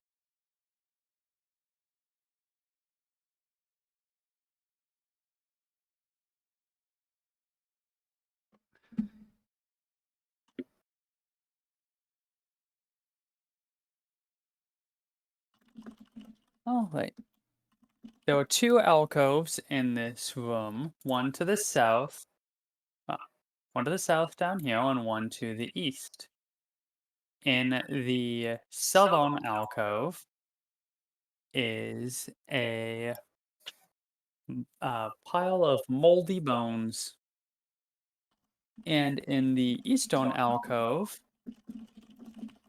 there is a humanoid skeleton hanging from a set of rusty manacles on the back wall.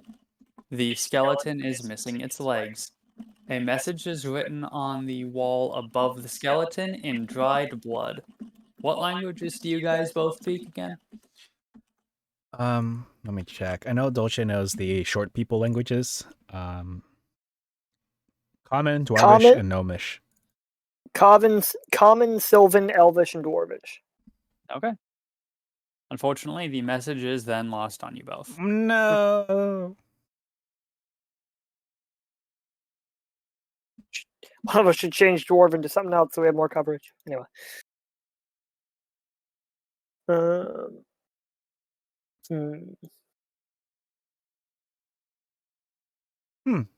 Well, Dolce will stay away from the moldy skeleton, but she will move up here and examine the well, actually she's afraid to step forward, but it's missing its legs.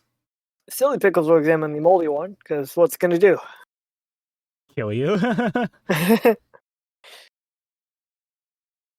There does not appear to be anything of value on the moldy set of bones, nor is it especially clear what these bones even once belonged to.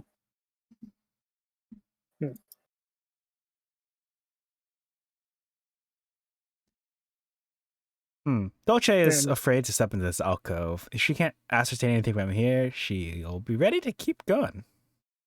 The only thing that you can ascertain from the Eastern skeleton, other than it's missing its lower legs, is the fact that this one, while clearly humanoid, does not appear to be human, as evidenced by the small horns protruding from its skull. Maybe it's written in Infernal or something. That's racist. Actually, I don't know. Am I right? Yes. When it comes to blood on a wall, I can see that. The Dungeon of Confirmed Bias. Thanks, Mad Mage. Thanks, Mad Mage. I did look it up. This one came out in 2018. Okay. All right, Dolce will turn this corner.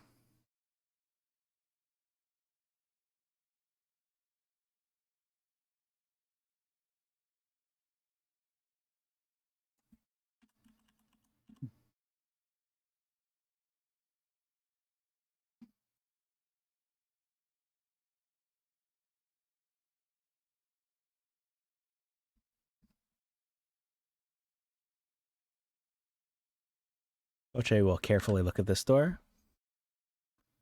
Then imagine that she kicked it wide open, but will actually push it carefully and slowly open. Okay, coward. Perhaps another door.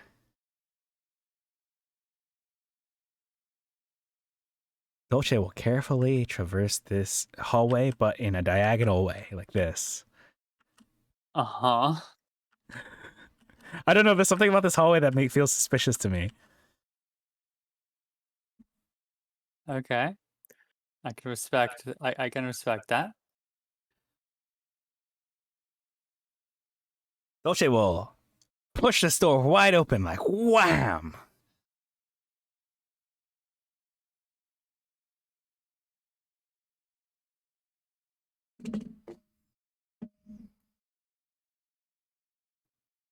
Was it because I was egged on by that coward comment? Yes, it was actually. I figured.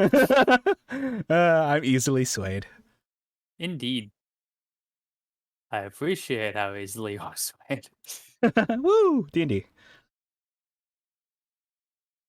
As a DM, love a player who is easily egged on. All right. To the northern end of this room, there is a. Sorry.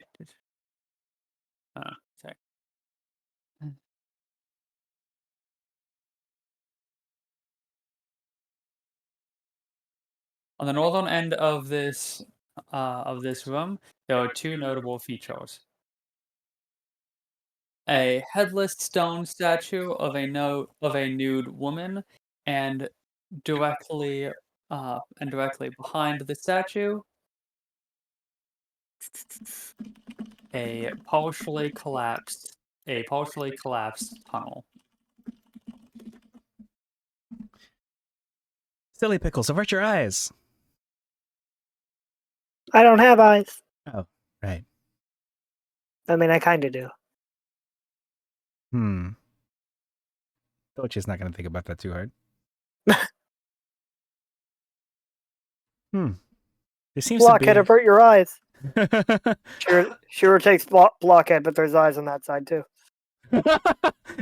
Okay, that was really good. There seems to be a collapsed tunnel behind that statue.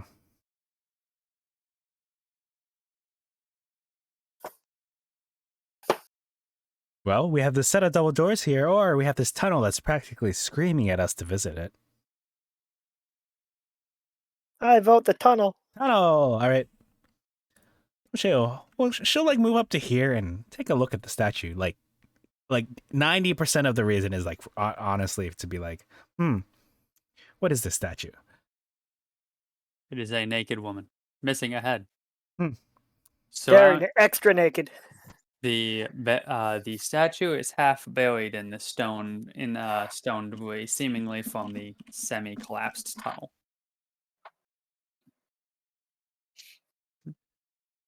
Does the tunnel? I assume the tunnel doesn't look traversable. I kind of want to take a closer look at this tunnel. The tunnel is traversable.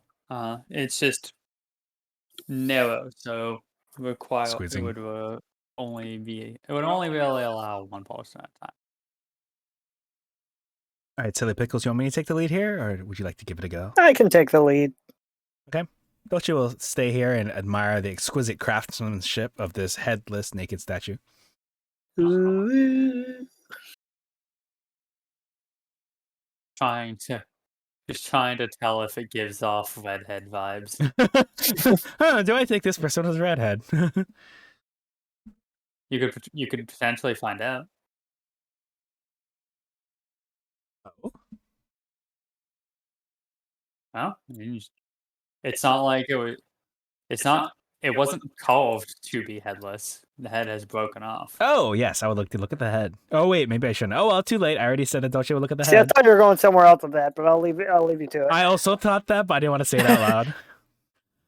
All right. Well, if you want, you can take the time to clear out the rubble around it to try to Sure. find. Cool. Well, it does take a couple of minutes to dig through all the rock and stone and all of that, but eventually you do find what clearly matches up as the head of the statue, which actually resembles the head of a cobra with its fangs bared. This doesn't answer the question.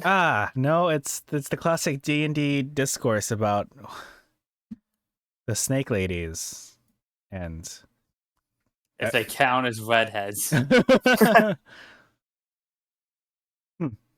It's not about what color your hair is. It's about the energy you give off. Redheads have a very specific energy to them. So what am I looking at? Oh wait, let's see. Silly Pickles, you find in this room. You find a dead goblin lying on the ground, a pickaxe buried into its skull. In addition to that, you find three pickaxes and two shovels rest atop a few piles of rubble at the mouth of the tunnel that you just came through. Yeah. She'll call back for Dolce to say, yeah, it looks like there's something down here. All right, Dolce will look down at Blockhead and assume to. Okay, never mind. Dolce will squeeze through the tunnel. Probably would have brought it with her. Otherwise, I would go back and go get it anyway. Hey, how tall is Dolce again? Let me check. I think it's on her sheet. Because this tunnel is actually 5 feet wide, but also only 5 feet tall. Let me check her other character sheet. Water deep dragon heist. Whoops, that shouldn't be there. Well, she is 4'10". Excellent. Shark Queen. All right. Silly Pickles and Polly Pocket manage to make their way through the tunnel. That was good. Thank you. All right, Silly Pickles, what? And then as she says this, she sees the dead goblin lying on the ground, pickaxe buried into its skull. As well as that small pile of tools at the mouth of this tunnel. Do you think this was a natural accident, like the tunnel caved in and perhaps the And embedded the pickaxe in its skull? You know what? Dolce doesn't Yes. answer and just keeps going. It looks like this was a death of natural causes. Yeah. You can't live with a pickaxe in your brain. Nothing unnatural about that. U.S. criminal justice. Oh, actually, this reminds me of when so Dolce, one of her umbrellas, I think they used to be based on a pickaxe or a war pick. That's what they used to be based on, like their first year. Oh, neat. Like mechanically? Yeah. Nifty. Yeah, this was back when DM heard me say, yeah, she wants to fight with an umbrella, and thought I meant Hagrid from Harry Potter. And it was like, oh yeah, you should make her an Eldritch Knight. And I'm like, he was like, so you can shoot spells out of the umbrella. I was like, well, Neil from Ruby doesn't really shoot spells out of her umbrella, but okay. She shoots one spell, and that one spell is Needle. A stab. I cast gun. She's one of the only characters in Ruby that doesn't use a gun ever. Oh yeah, because like everything is half gun.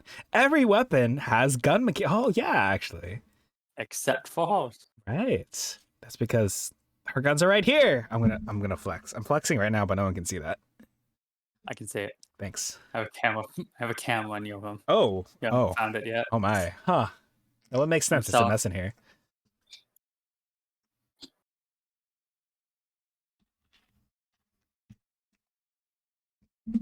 I'm glad that I caught the intended response from someone. Thank you, Reese.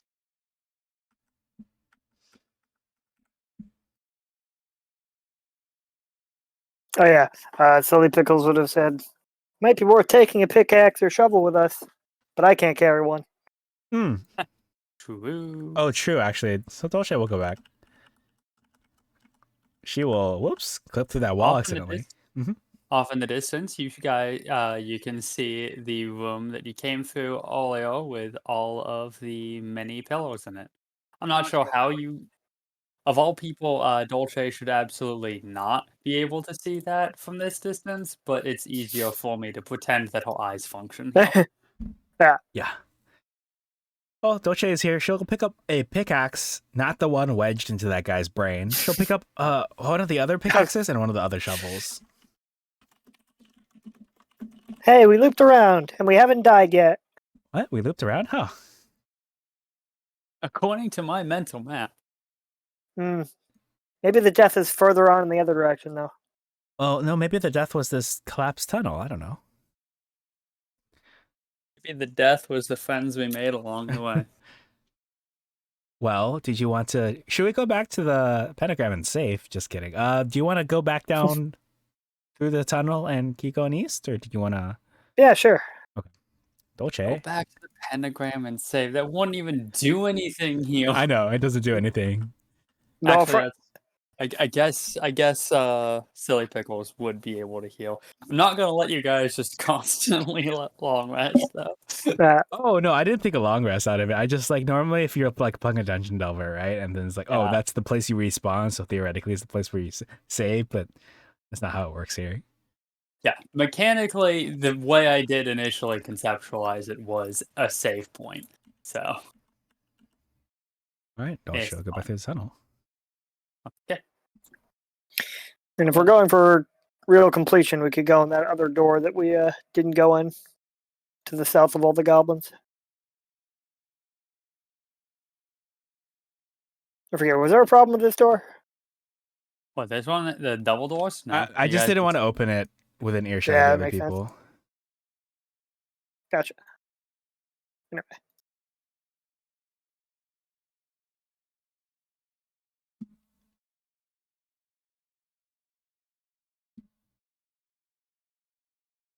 Where you guys thinking of going now? To the east. Yeah, I'm gonna go to these doors. Doors look pretty big, but she'll make an effort to push them. Takes a little bit of walk, but you do manage to get them through. This door opens into a surprisingly clean tunnel. These tunnels seem to be 10 feet tall with flat ceilings. They are, let's see, and the floors are surprisingly clean. Oh, this place is nice. We'll step in right here.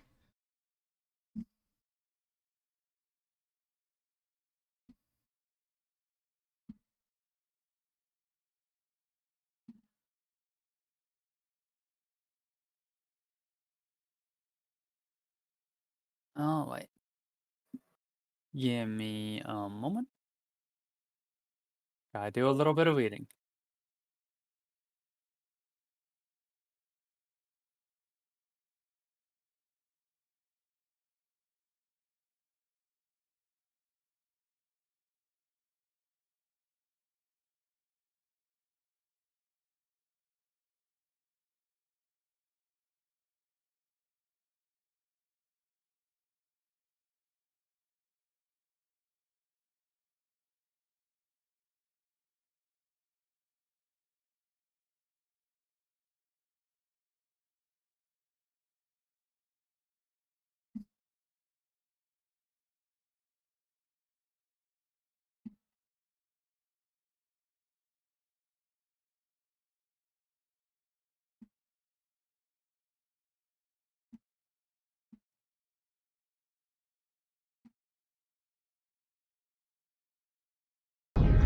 Is that what I think?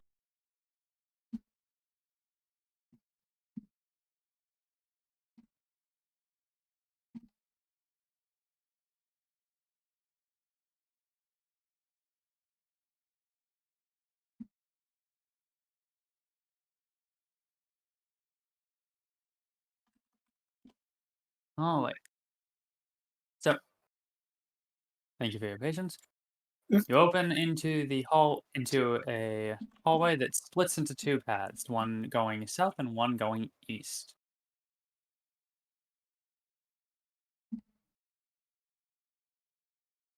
There is I should say that, uh, just to reveal a little bit more actually.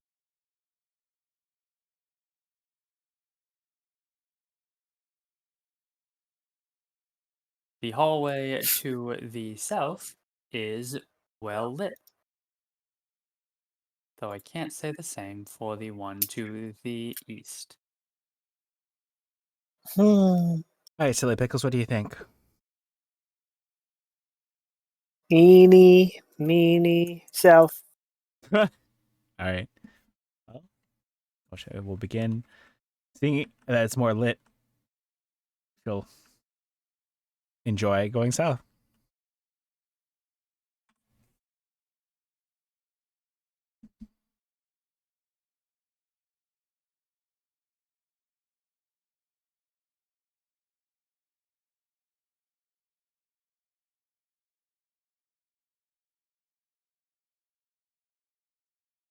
Mm.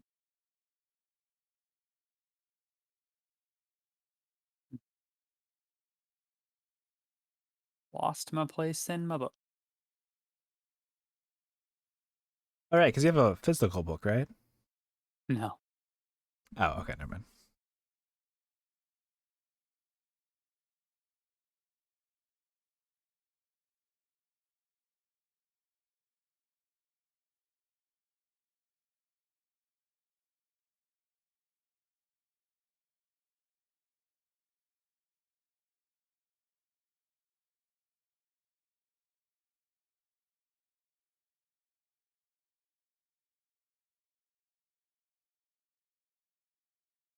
Oh, wait.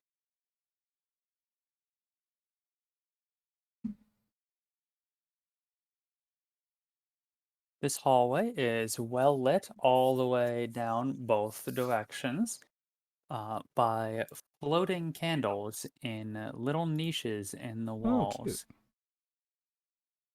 The candles float and bob up and down, producing heat and no smoke.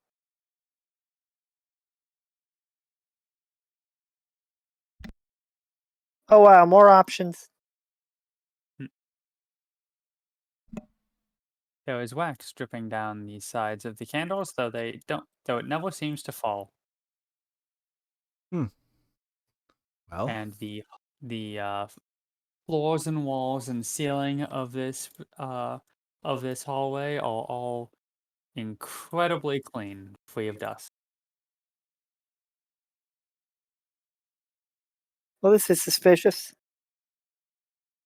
what's suspicious? How clean it is and lit. Oh, right. It'd probably be like dusty or smeared with blood, like that. Have you all seen that meme of that children's hospital? Yes. Yeah, I like that. she pulls out her phone, and you see that she has like Tumblr on her. Yeah. It's called Color Theory, sweaty.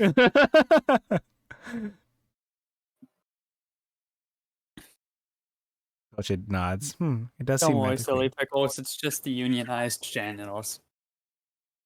Mm-hmm, mm-hmm. So I was thinking about moving left, unless you think we should go this other direction. Yeah, sure. Yeah, sure. We'll go in a direction.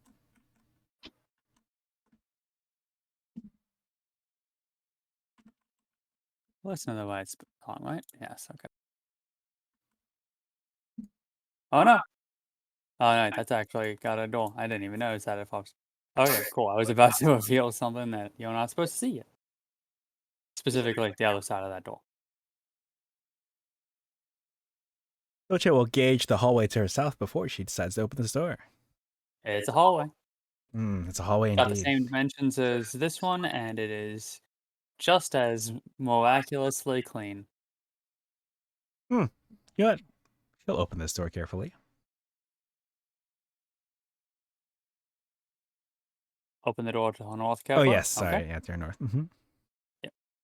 I mean, it's the only door. I just need to be sure. Okay. What the fuck was I? Ah, yes. Behind this door is an empty 10-foot square room.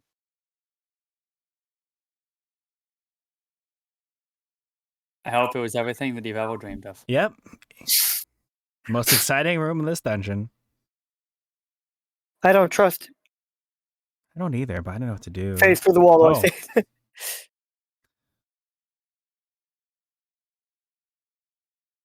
He phased through the wall and then got teleported back into the hallway.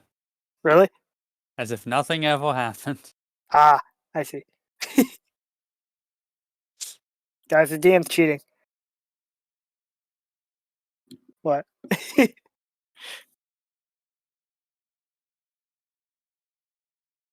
I will kill your character. I'll just come back, idiot. No, Wait. I have to die too for that. Ah, shit. Quick, lightning, kill yourself. Oh my god. I explicitly banned that within the rules. You are not allowed to kill yourselves to death warp. Anyway, Would you not support speedrunners chats in this campaign? No long warp, no death warping, no glitches, no wall hacks. No backwards long jumping. so they no, took no parallel universes and building up speed for 12 hours. Silly Pickles will examine this end of the hallway to see if there's anything special. It does not appear to be anything special.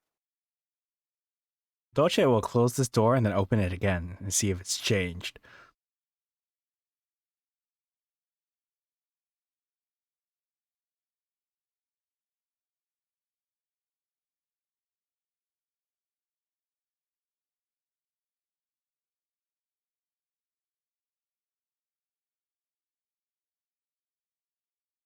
Well.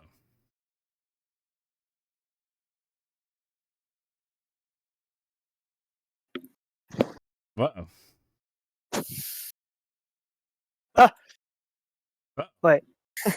Oh no! It was like in when we were doing Salt Marsh, and like there's another version of Solstice that horribly died when the DM took them away.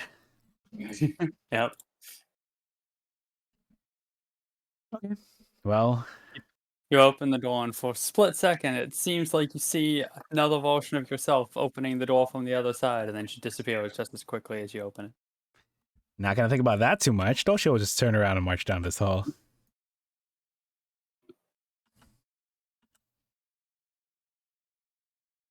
Well, we don't have time to unpack all that.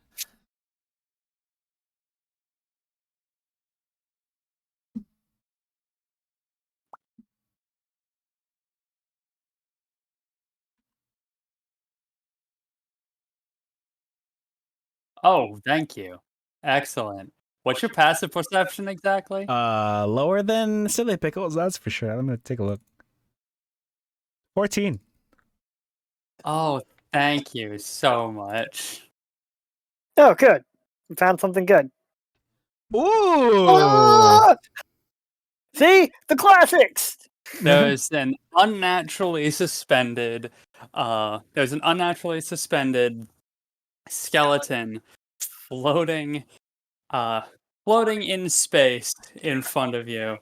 And you have just a split second to process what exactly you're actually seeing. And that will take the time of me looking up exactly how surprise works, because you have been surprised by the gelatinous cube around the corner. 14 isn't enough? 15. Fuck. To be fair, it is literally completely transparent. Like gelatinous cubes are straight up like cheating. They are functionally just invisible. The only indication that a DM is usually technically supposed to even give you is like there there is something that is still stuck inside it that it can't digest, and that's what's moving towards you, or something like that. I mean, if they're moving, they're not invisible anymore, if I remember right. Anyway, point being, regardless, you are surprised, so now I gotta figure out how that works. I think you get engulfed. If you walk into it anyway. Yeah, but it doesn't technically say that it attacks you as soon as you notice it. If you're surprised, you can't. If you're surprised, you can't move or take an action on your first turn of the combat, and you can't take a reaction until that turn ends. A member of a group can be surprised even if the other members aren't. Cool. So this is actually ridiculously easy. It's just Lightning has to skip his first turn against a gelatinous cube. Perfect. Maybe I shouldn't have gotten that close, but oh well.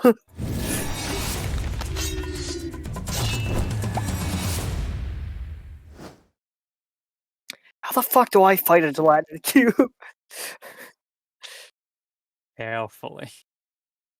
Oh, that's pretty convenient. I mean, I guess it kind of makes sense. This thing's got a 3 in deck, so its initiative is probably like, yeah, it's -4. Yeah.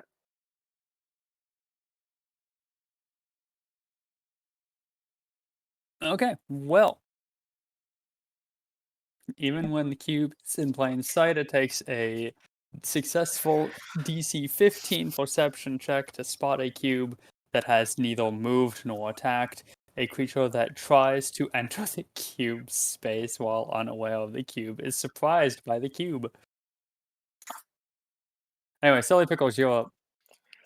Alright. Chili Pickles is going to fly forward and say, I'm going to need you to trust me. And she's going to attempt to possess this Dolce. Ah. Wow. All If right. you wish to resist it, it's a DC 15 charisma save. If not, then it happens automatically.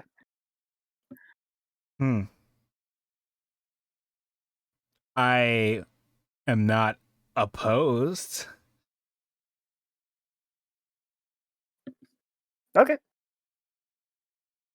Yeah.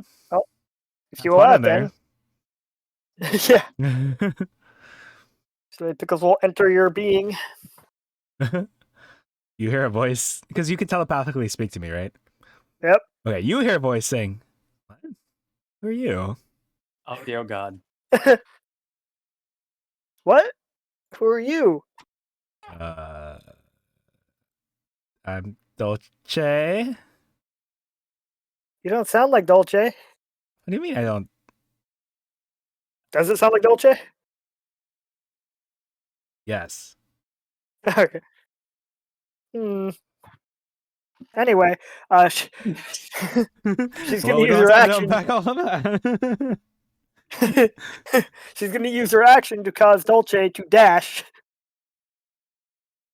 5, 10, 15, 20, 25, 30. And that'll be the end of my turn. Wait. Oh, you make me dash. So it counts as. You use the term dash, but I just mean. I guess you. Yeah. Okay. I used my action. I can use my action to force you to dash or dodge, I think. Okay. Okay. I think I'm understanding. I think I'm getting what you're putting down. It just didn't come up when he first played Silly Pickles because he just had Lisa stay in combat and used his action to have her attack extra times. All right. Is that the end of Silly Pickles, Tom? Yep. Cool. And we're skipping over Dolce because she's surprised. And next up is the cube. Cube is going to move 5, 10, 15. And oh boy, here's the fun one. No. Blockhead!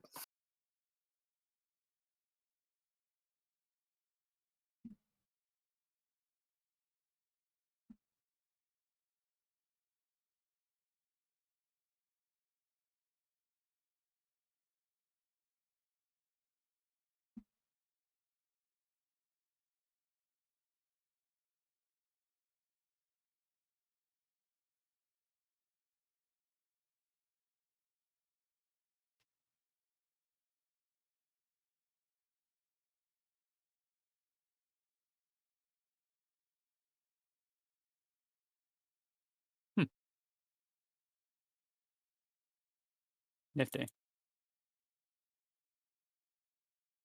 So, Blockhead obviously doesn't count as a creature. Nope. Mechanically, it's Greatsword. Yep. Which means that, good news, the gelatinous cube can't eat it. Yay! But if you throw something into a gelatinous cube, it's still kind of stuck in there. Yep. Which is very unfortunate because the gelatinous cube, having moved its 15 feet, is now going to use its action for the engulf action, which starts with the cube moves up to its speed. Yep. Giving this thing an effective speed of 30 feet if it uses engulf. Ah, that's neat. Goes 1. So it's going to go another 1, 2, 3. And it's just gonna take Blockhead with it. Well, makes sense to me. Blockhead is now considered to be engulfed. And in case you were wondering, I'm not sure how using Blockhead for attack purposes would work in this situation now.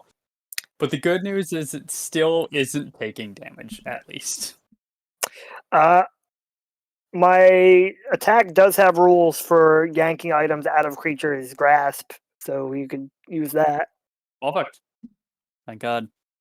Thank you, Matt. Also, despite how much harder you make my life, at least you made this one aspect easier.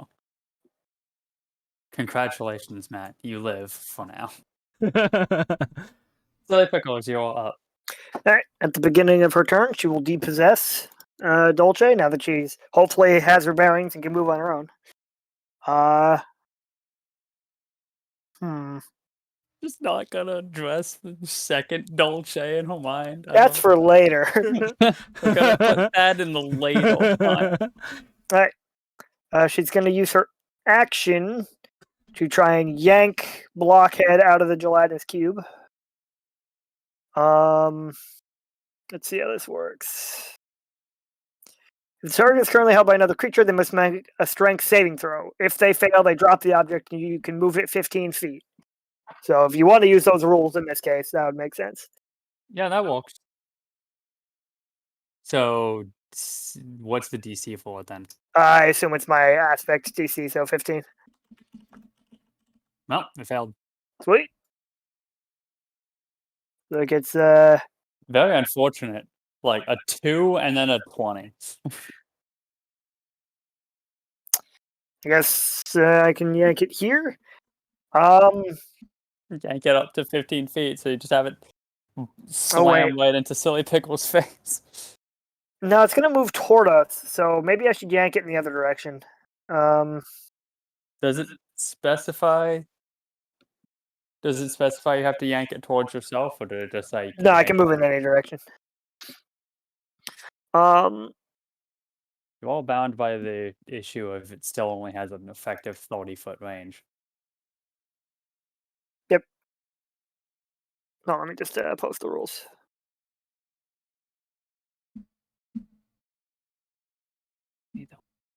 Pounds, hold it 30 feet in any direction. Now, I don't see any rule saying you can't yank it out of a creature's hand and have it strike them.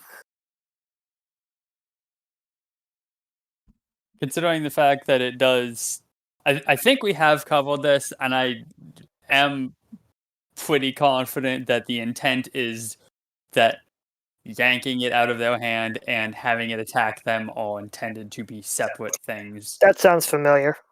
Fair enough. Let's see.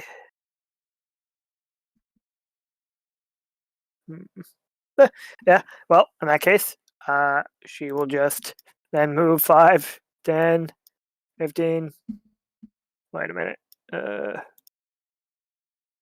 Well, damn it.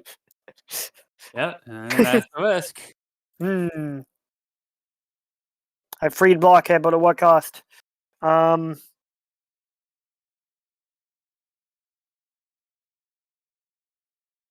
Just gonna have the gelatinous cube fucking sever your connection to Blockhead. That's gonna be the real threat. The real problem is the emotional damage.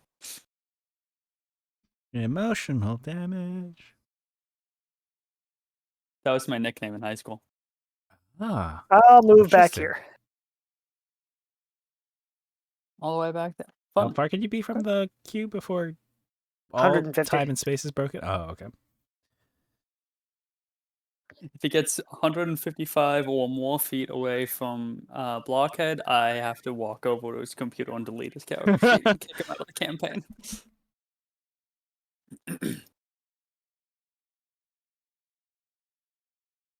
All right. Anything else from Silly Pickles? Nope. All right, Dolces, you have gotten your bearings, and I appreciate the Dolces. You've gotten your bearings a little bit more. You've quite possibly just had your life saved by Silly Pickles, possessing you and vaguely stumbling upon your dirty little secret.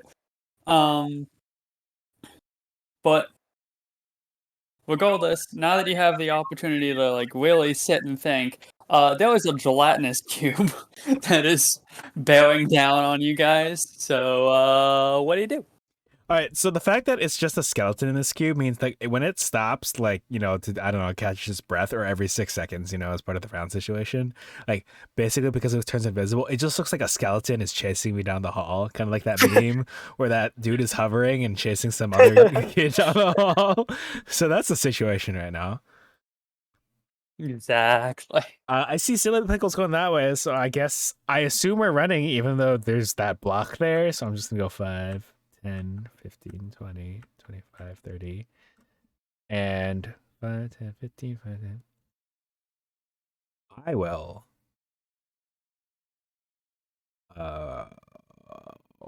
hold my action to strike it if it somehow gets close enough, because we're like 35 feet away from each other right now. Yeah. Alright. Okay. Is that it for your turn then? I think so. Alright. Platinum's cube is gonna go 5, 10, 15. And it's just going to take the dash action, go another 5, 10, 15. Mm, What seems to be the problem? Unrelated, does Silly Pickles have any damage resistances? yes, but not the acid damage. Ah, chump. Yeah. Oh no, it's melting my body. Wait. Yeah, I don't think the designers of D&D pictured a fight between a ghost and a gelatinous cube. Considering the fact that, like, rules is written, you're not allowed to play an undead character, like, at all, I'm gonna say, yeah, probably not. Matt kinda went against the grain with this one. Oh, well, I am immune to grappled, restrained, and prone, so Nice. theoretically there's nothing stopping me from just leaving its body. True.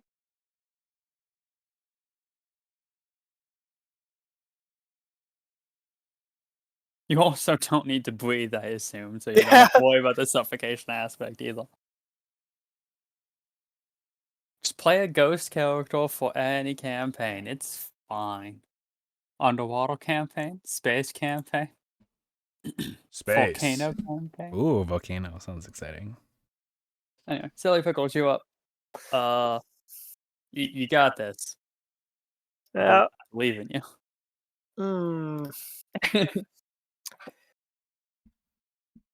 That's what the room is for. We hide in the room. The cube will just pass by.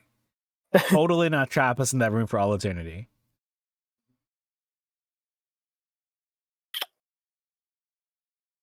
They got east. Dang it. Do you have any items you don't care about? How about that pickaxe?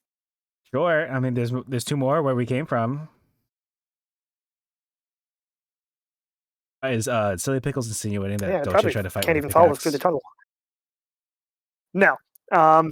Saying drop some drop any items while running. I can maybe use them. 5, 10, 15, 20, 25, 30. Oh no. How far away am I? 75 feet. Halfway there. Halfway there. Halfway Yep. there. So we are going to be moving like perpendicular soon, so Yeah, I mean the damage, the distance will still be increasing. yeah. Though. It's just not going to be as like fast as if you were moving just in a straight line away. Mm-hmm. All right, is that the end of your turn then? Guess I'll take the dodge action. Okay. Dolce, you're up. All right, Dolce will go 5, 10, 15, 20. 25. Where do you want me to drop it? There's fine. She'll drop a pickaxe here and go 30. And she'll hold her action again to attack in case it somehow gets close enough. Is that the end of your turn then? Yes. All right. 1, 2, 3, 4, 5, 6. Ominous. All right. So Pickles will attempt to fling the pickaxe at the gelatinous cube. Yep, that hits. 7 bludgeoning damage. You'd be it's a little surprising, but this thing doesn't actually have any resistances. Yeah, It's like immune to every condition. Yeah. But it doesn't actually have any damage resistances or immunities. Mm-hmm. Nice, and the pickaxe is stuck in it. Yes. Hmm. I mean, you can yank it out of an Exxon if you want. I mean, you'll be kind of in the same boat as with Blockhead, but Yeah. I'm just gonna keep running for now. okay. I think technically it would get an attack of opportunity on you. Mm. I think it's funnier to just let you guys keep going though. That's fair. But it does have an attack with a range of 5 feet, and you Okay, did get to fair leave enough. its melee range. What is it, like pseudopod? always. Oh that hit me? man. That would have been really nice, though. Just like, oh, by the way, slap 20 damage. That's what you bloody get. Yeah, that's fair. No. Live and learn. Yeah. Dolce, you're up. Okay. Also, if I were smart, I would have been like here or whatever. But Ooh. shit, where'd I go? And then I went. Sorry. Here. Still 75 feet away.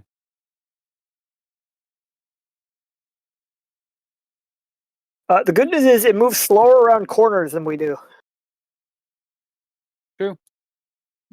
It takes up its entire space, so it technically can't just, like, go across the corner.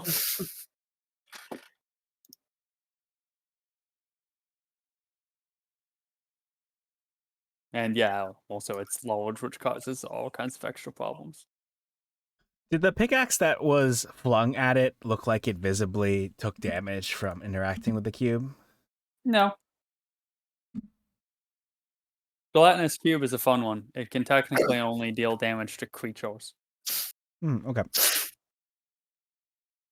I've heard gelatinous cubes be explained as like gelatinous cubes are hilarious because it really distills down what D&D is about. Because gelatinous cubes can and will very quickly kill your character, but it leaves all of their stuff behind, perfectly intact, for the rest of the party to take. Nice.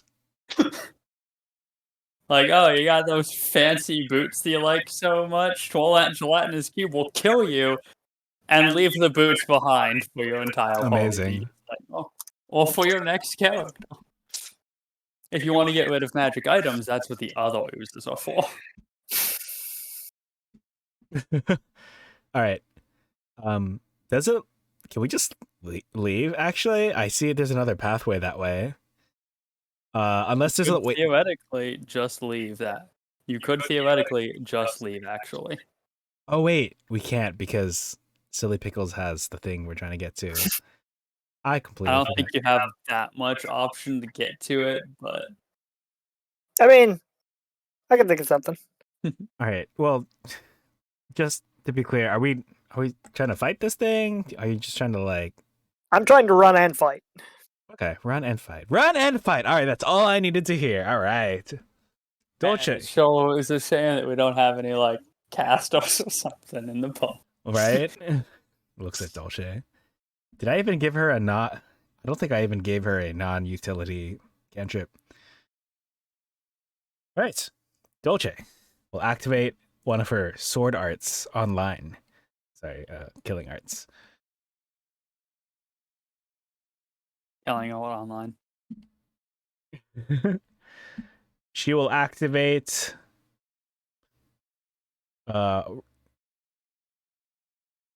she'll I forget what the naming was for this. She'll rage. She'll do raging spirit.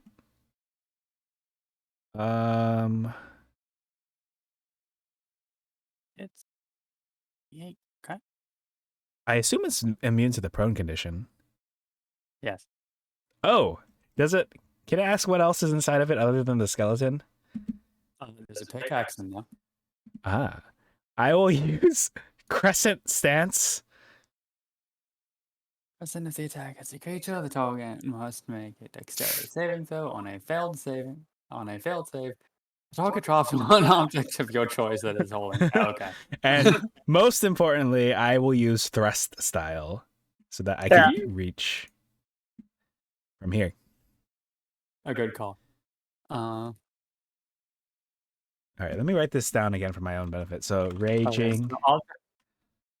Okay. Crescent Thrust. I do want to point out you don't currently have a free hand because you are dual wielding.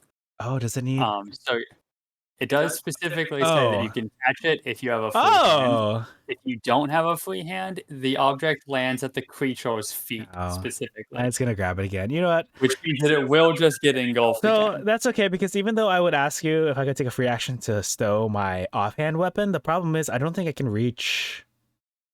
You have a Well, actually, what are the? Hold on, I have a question because this might come up later. What are the ramifications of using a crescent thrust? Because crescent means I'll drop an object and I can choose to take it if I have a free hand, but that's normally assuming that I'm within 5 feet of it. But if I'm using thrust, it means that I can attack from 10 feet away instead of 5 feet away. And the reason why I'm also asking this is because later on I'm going to get a style that lets me attack from 30 feet away. So I don't think I'm able to grab him 30 feet away. So I wanted to know what your take was. You could argue that you're knocking it toward you. Oh, sick. Like, however, like not real physics, this would be. My idea would be like, for this particular case, it's a pickaxe lodged in the cube, right?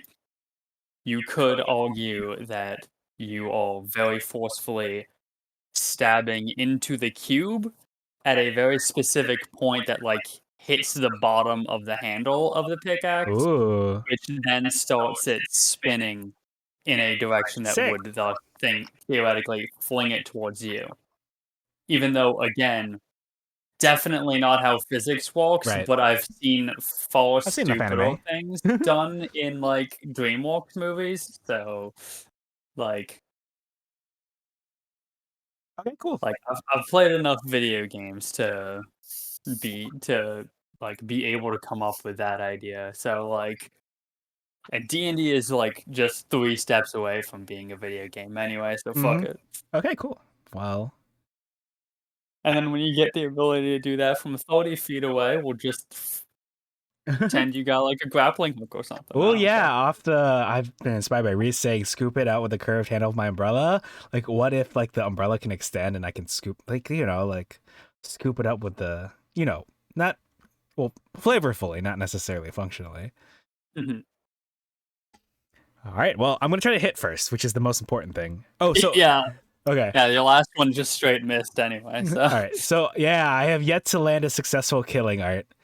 So this is only your second. if you'll allow me, I will take my free action to stow my offhand umbrella. Go for it. All right, and let's try to hit. Whasha! What did I get? It Ah, probably my hits. It God! does hit. Wait, why does it hit? The 9? It's a gelatinous cube. They have like 6 Oh. AC. Oh, They have thank God! exactly 6 AC. Woo! Okay, cool. All right, so I that think means that is officially the lowest AC that I've seen. nice. In fact, you can't miss them unless you roll in that one. Oh yeah, She can't. yeah. I was like, what mathematically? Like anyone? And I was like, oh no, he's talking. Yeah, you got a +6 though. Anyone who's not built like shit. All right. Oh, what is it? The crescent is a dexterity saving throw. Man, what is my spell save DC? It is 8 plus proficiency bonus plus my choice of dex or strength. So it has to make a DC 14 dex save, but I don't think it got it. Yahoo! All right, let's roll this damage. So this is I would need to roll an 18 so minimum. 4 damage plus killing arts means an automatic 3d8 on top, and because it's raging spirit, I add an extra 1d8 on top. Well, yeah, that raging spirit doing walk. Extra 1 damage. Then Get it, baby. I basically like thrust out with the umbrella. Oh, so I put. Oh my gosh! I almost spilled soda. Not that I drink this a lot onto my keyboard. Whew, that would have been bad. All right, I stow my left umbrella. I thrust forward with my main umbrella and strike it in such a way that I can just scoop out the pickaxe and pull it towards me, and I grab it with my free hand. All right, congrats. It'd be funny. I technically have a second action if I just throw the pickaxe at it.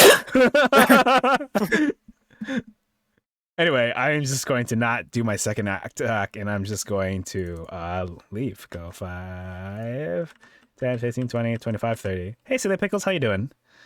Hey. I got that pickaxe for you. I can't drop it Thanks. yet because I've already used my free action, but whatever that means. Gotta love the mechanics of this game.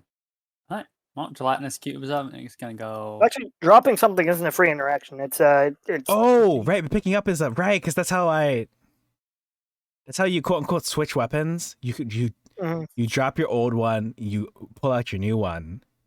Yeah. Oh, well, in that case, I'd probably like drop it 5 feet before I moved over here. Mhm. Perfect timing then. Silly Pickles, you're up. All right.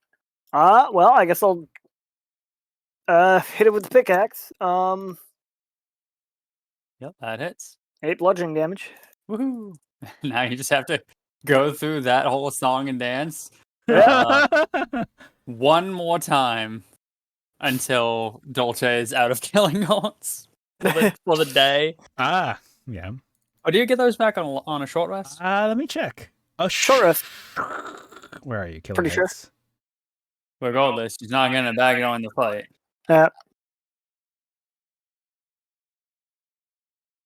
Short or long? Yes. Awesome. I just love how hilariously trivial this fight would have been if Lightning just made a half caster again.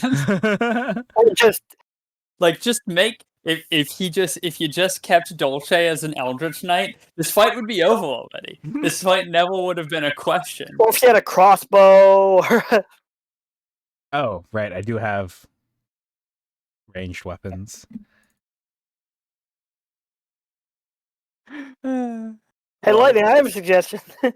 No, it's too late. Shut up. Anyway, that's the end of my turn. Anyway, Lightning, you're up. Brad, I'm kicking you from the Discord call because this is way funnier.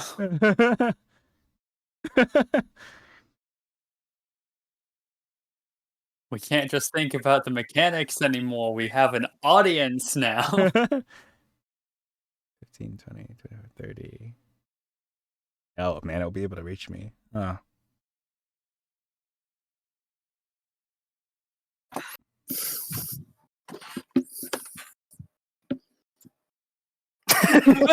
All right, I know what to do.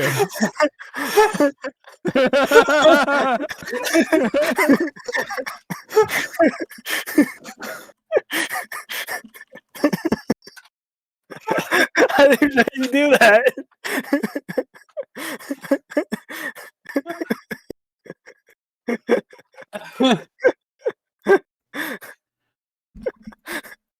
All right, Dolce has a I love plan. being the DM. I don't even see. I didn't see the message that Brayla posted before he got hidden. I didn't want you to take a wild fucking guess, like. Just go into Lightning's character sheet and delete all his ranged weapons. No, not my longbow and my hand axe. It's okay. I have a new plan. Dolce will move here. She'll activate one of her killing arts, her second to last one. Fuck yeah. So she'll do Raging Spirit again. This time she'll use River Stance. And then she'll use Ooh. Thrust Style. So Raging, River, Thrust. Nice. Wink, wink. All right, so the recap, I think the spell save DC is, let's see, 8 plus 6 is 14. Mhm. And let me see if I actually hit. Okay. Yep. Unfortunately for me, that does hit. Right. So Right. we'll do this damage. And then it was Raging. And then, of course, Killing Arts automatically gets this for a total of 31 damage.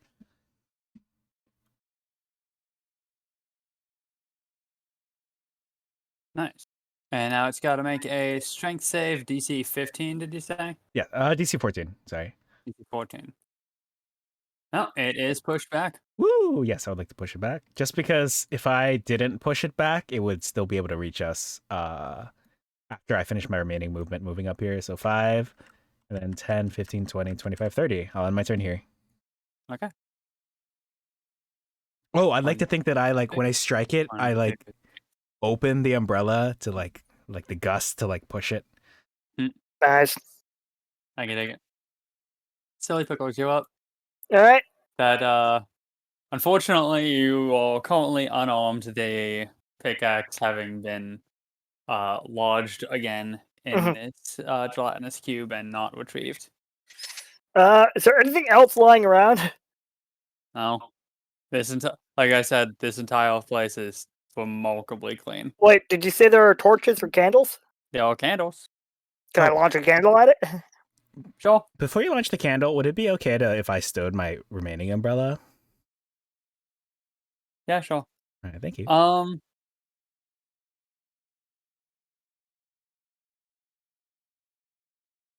I forget.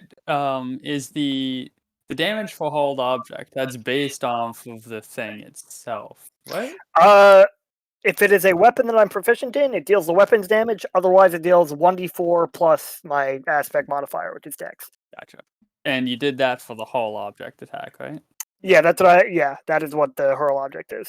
Okay, cool. Because I'm not proficient with pickaxes. Or, I mean, it's an improvised weapon anyway, so. Yeah. Okay, cool. I just wanted to make sure. I was just like, wait, you're not gonna... You weren't able to, like, fling a tiny candle and have it deal, like, the same... Have it deal greatsword damage, right? Alright, yeah. There are plenty of candles lining the hallway, so you can launch one of those if you want. Another 8. Shockingly, that does hit.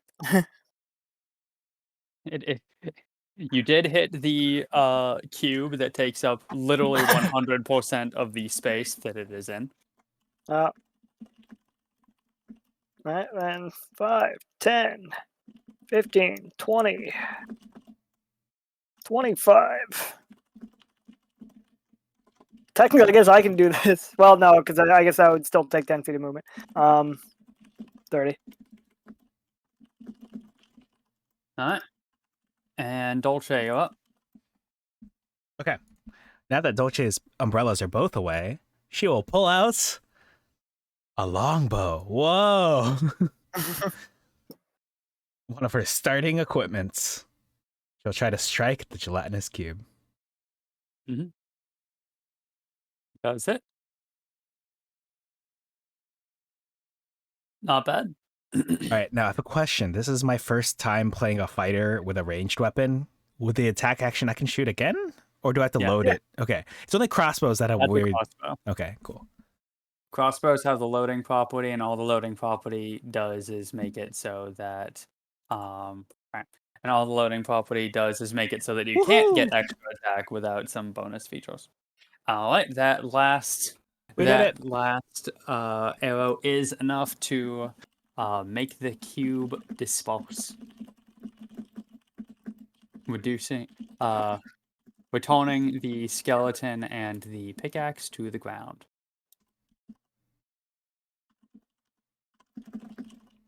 A little disappointing. I was kind of hoping to keep pressuring you guys a little bit. I wanted to actually get you like 150 feet away from Blockhead. I wanted to see what happened. Yeah. I had a plan. That fight would have gone so much differently if I didn't let you get closer to if you didn't get closer to Dolce at the beginning there. Ooh, yeah, thank you for pulling me out of harm's way. Yeah. If I hadn't done that, yeah, you would have gotten engulfed. Or at least had to make the save. True.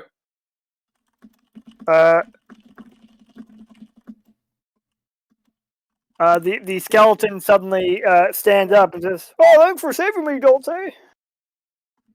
Ha ha ha! And then it walks a few steps before clattering to the ground. You can speak through them? I guess technically not, but it's funnier if I can. Yo, no problem.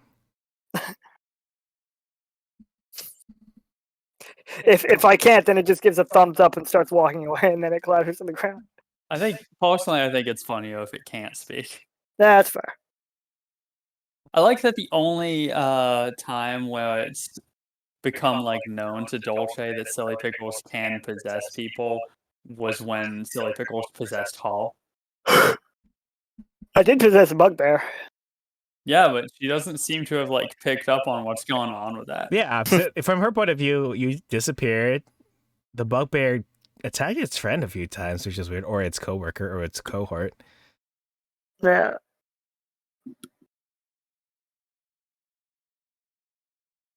I considered possessing the skeleton while it was inside the gelatinous cube, and I'm like, what is that going to accomplish? I'm still going to take acid damage. Yeah. You should probably have stats for a skeleton save if you didn't already. Cause at one point, I might actually end up attacking someone with one. With a skeleton. Though I guess technically their stat block just has like a short sword and a bow, which one that I possess off the ground wouldn't have. Well, if you're making what I'm confused. So you're If telling I me if I possess that skeleton right now and tried to attack Dolce with it, what would I roll? you would presumably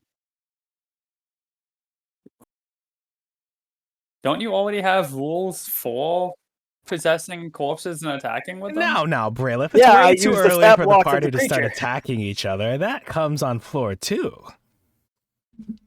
It uses the stats of the creature that I'm possessing. Okay, well then yeah, it would just be a skeleton. I would just look that up at the time. Yeah. Skeletons aren't common enough, and you haven't possessed enough of them for me to be like, oh yeah, I also have to have a dedicated silly pickle skeleton sheet lying around. I'll just look it up. I'll just look stuff up as it becomes It's relevant. just Information's out there. Joe shows Look- up somewhere. Possessed Joe. Look, I'm gonna be genuinely surprised if there's not a single fucking animated skeleton in this whole dungeon. I'm sure there is. yeah, Regardless, it's easier to Google something that's than totally it on this list. Yeah. Yeah, I was like, that's what I'm getting at. I'm like, you don't seem to understand how much stuff is already in here. I'm not adding to that for something as simple as what if Silly Pickles possesses a skeleton once and punches with it? I'm not adding a character sheet to that list for that. Okay. Just Google it at the time.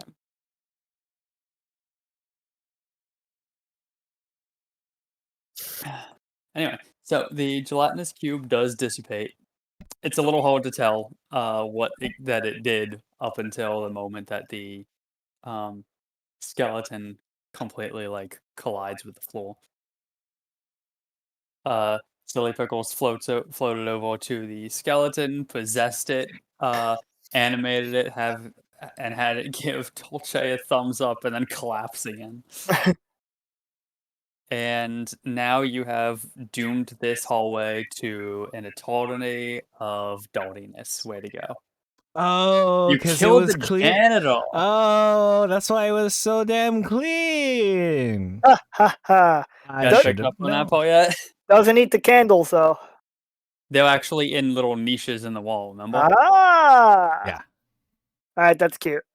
And the empty closet is very clearly there to hold the gelatinous cube when it is not in use. Shouldn't the cube be like filthy then? And like visible? The idea is It digests presumably the that it dirt. is melting while digesting the stuff.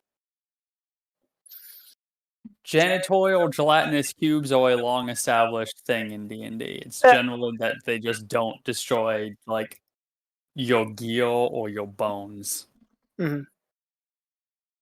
They can or stone. They can otherwise theoretically destroy anything as long as it's convenient for the bit. Yeah. Well, and we'll go back and pick up Blockhead, and I mean we could probably go down that other hallway. You got several hallways that you can choose from now. Silly Pickles. I mean, you already did, but you know what I mean. I've been meaning to ask you, why do you carry that block around? My soul is tethered to him. Oh. I can't move very far away from him. Why is your... Do you like Full Metal Alchemist or something? Why is your soul tethered to this thing? I don't know, I guess because I'm a ghost and I need to have some sort of physical anchor to the world.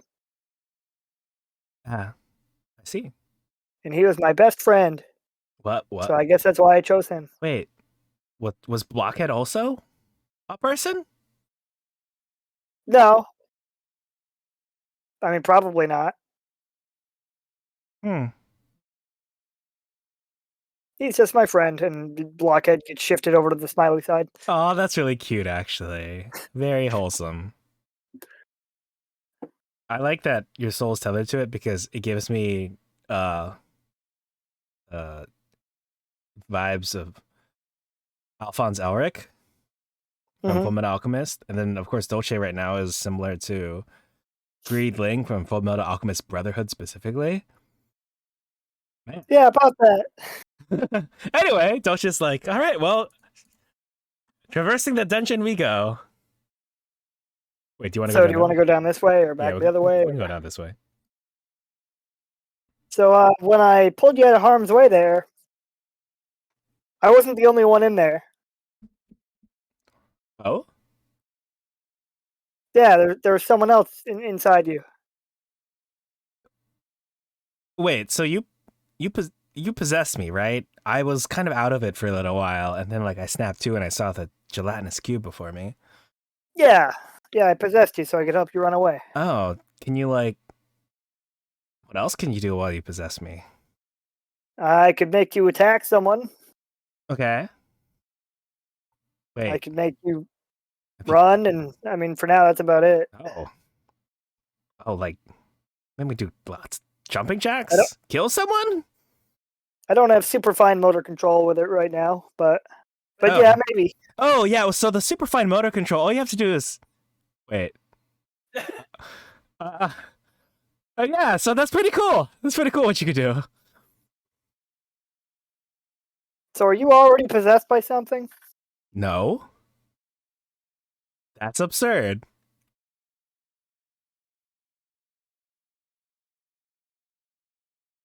Visible sweating. Dolce doesn't know what you're talking about. She's probably gonna keep walking. I got an 18 insight. Do I believe? You don't believe her.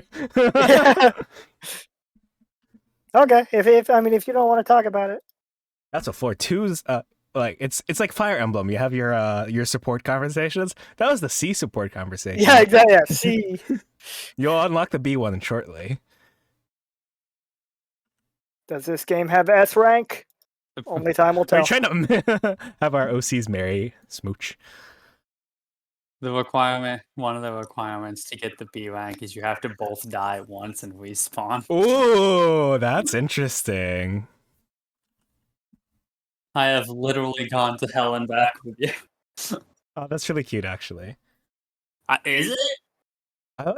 I mean, sorry. To me, I feel like my gauge of what something is fucked up is not a good idea because my motto is hot evil lady. That's what makes me tick. So I feel like being sent to hell and back. I mean, I haven't seen Supernatural, but I'm just thinking about the car being sent to.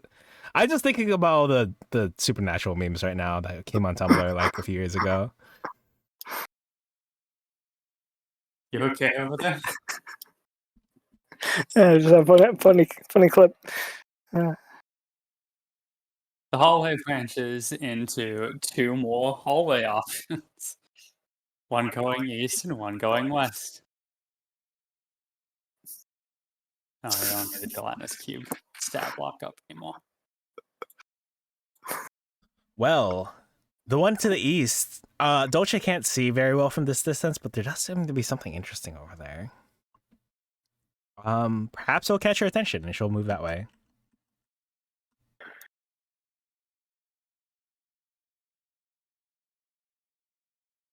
Oh, I collapsed believe tunnel. it's supposed to be an indication that the tunnel has collapsed.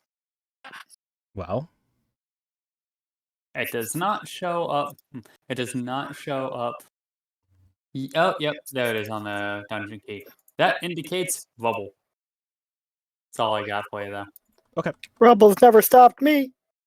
I don't. How much damage do you take if you end your movement into solid object? 1d10. Enough 1d10s will stop you. True. But think of how far I can get. I should note that these hallways have not been illuminated by candles. Are they clean? These are clean. Gelatinous cube doesn't need candles, does he? I like how they're clean, but the floor still has like the weird stain colorations. Sometimes you just can't get it out, you know? Does? Yeah, I see that like right where Silly Pickles is. Oh yeah. Hey, look, more rubble. Wow. Well, that makes my job easier. I'm really happy to see this dead end because it means I would like to make it all the way up here. Everybody supersonic racing. Da, da, da, da, da, da, da, da. Hmm? Shoo. See what's here. How fascinating. I could see your individual movements on Twitch, but not in Roll20. Yeah, same. Whoa. Interesting. Okay. You just stayed completely still on Roll20 while you were like, I want to go all the way up here. I'm like, all the way up where? You aren't moving. Before we left, at the very least, Silly Pickles would have like I don't know, stuck her head a few feet in to see how thin the rubble was, and if there's still just more wall, she would have left. There was just more wall. The Alright. rubble doesn't seem to be a collapsed tunnel so much as it looks like it might be a tunneling project in progress. Ah, gotcha. All right. In that case, I would have. Potentially, anyway. There's no actual indication for it in the book. Other than, being on the map.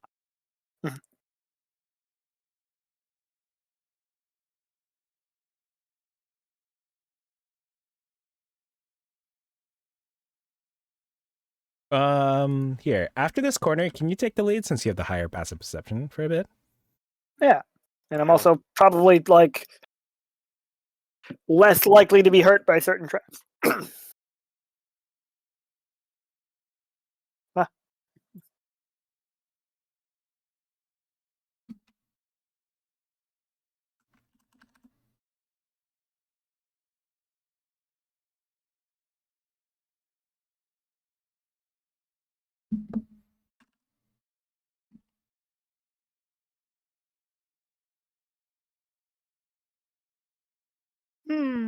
This tunnel comes to a dead end, mounted on the north wall of which is. What is this? Huh. Ah, okay. Mounted into this wall is a large mirror with a stone frame, on which there is a graven image of a human wizard wielding a wand. Cool. Oh, what is it? Wait, it's a mirror with an image carved into it? No. Oh, sorry. It is a mirror. Let's see. The entire thing is a mirror with a stone frame. The entirety of which is mounted on the wall. The stone frame, has an image carved into it of a human wizard wielding a wand. Gotcha. Do I have a reflection in the mirror?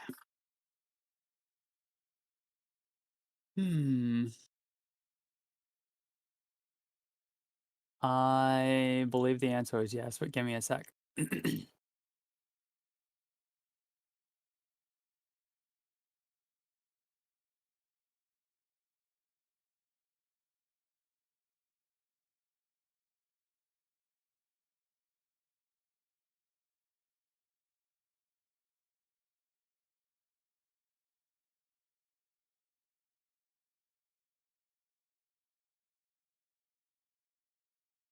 Yep, you do have a reflection in the mirror. Mhm. For the most part, it does seem to act as a regular mirror. Does Dolce have a reflection in the mirror? Dolce has 15 reflections in the mirror. Whoa, nice! What a cool mirror. Like a She has kaleidoscope. one reflection in the mirror. Okay.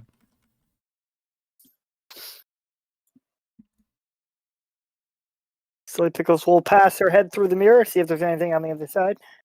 There is not anything on the other side, if you can believe it. I can't. Sucks. Well, this seems important. Oh, the mirror? Yeah, maybe oh, maybe. That is notes.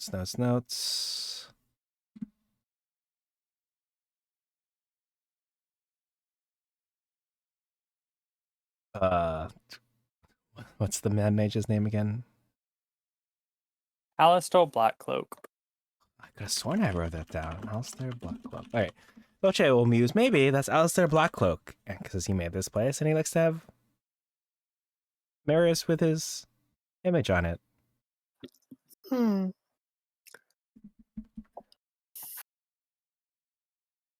Alistair Blackcloak, the man you are now contractually bound to kill. Oh yeah, right.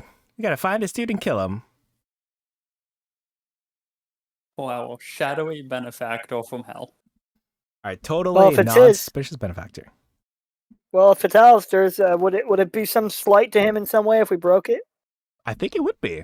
Did you want to break it? Sure. You know, Uh, they say that if you break mirrors, it gives you 3 years of bad luck. I always heard 7. 7? That's so many years. Why would that? I know, right? It might as well be infinite years of bad luck. Ugh. So Pickles will, I guess, once again fling the pickaxe at the mirror. I will not be so close when you fling it at the mirror. Just to see what happens. Oh, okay. You're flinging a pickaxe at it? Yep. The pickaxe impacts directly onto the glass and ricochets off, landing a few feet away from the force. Wow, tough glass. The mirror does not react in any way beyond that. Okay, so this is a magic mirror.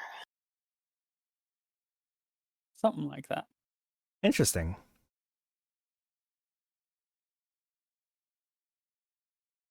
Oh.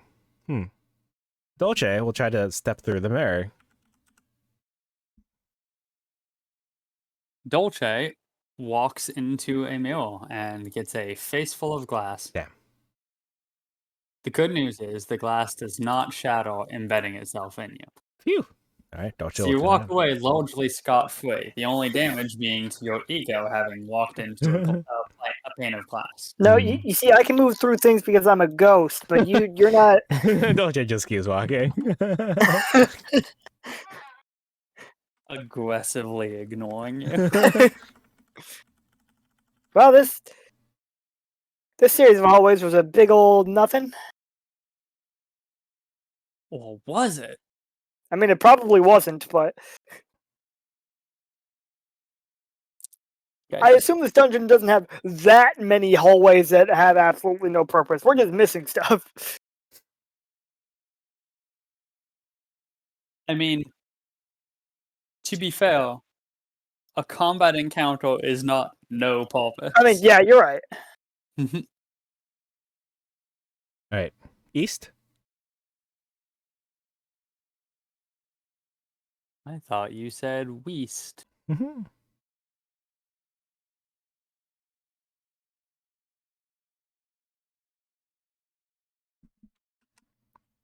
Believe your partner asked you a question, Will. I didn't hear it. I'm sorry. It's okay. I'd like to go this way, but I'd like you to take the lead again. Right, my bad. You're good. The gelatinous cube is traumatized Dolce. That's fair. It's like scones with that one trapdoor, and now all doors have to be open with the mage hand. Yep. Alright, give me 1 sec. You do pass by an important thing. Oh. Or at least a thing, anyway. Let's see.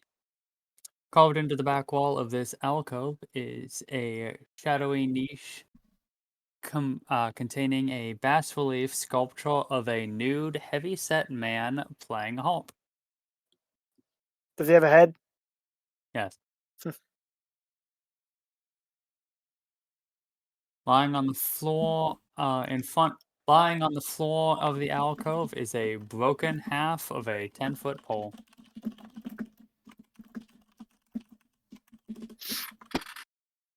Interesting.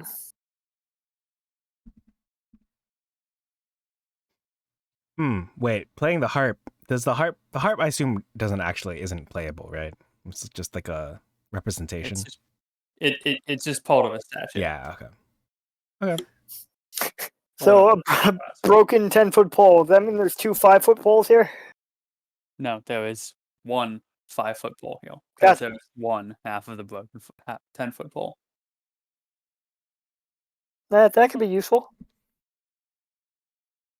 Oh, the pole? Yeah, sure. I'll pick that up. You now have a 5-foot pole.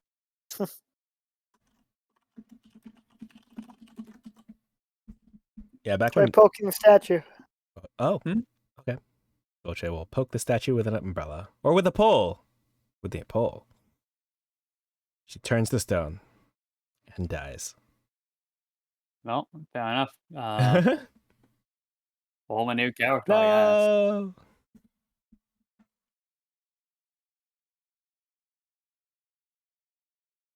Okay. Well. All right. So, Mhm. you poke the bas relief with a statue. I'm just trying to with a statue. You poke the bas relief, which I guess is actually just a carving in a wall rather than an actual statue. Good to know. Good to know.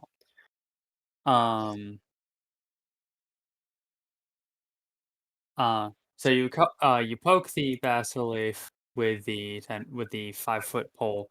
Nothing happens, unfortunately. Anything else you'd like to do instead? Oh, let's see. So we poked it. Uh,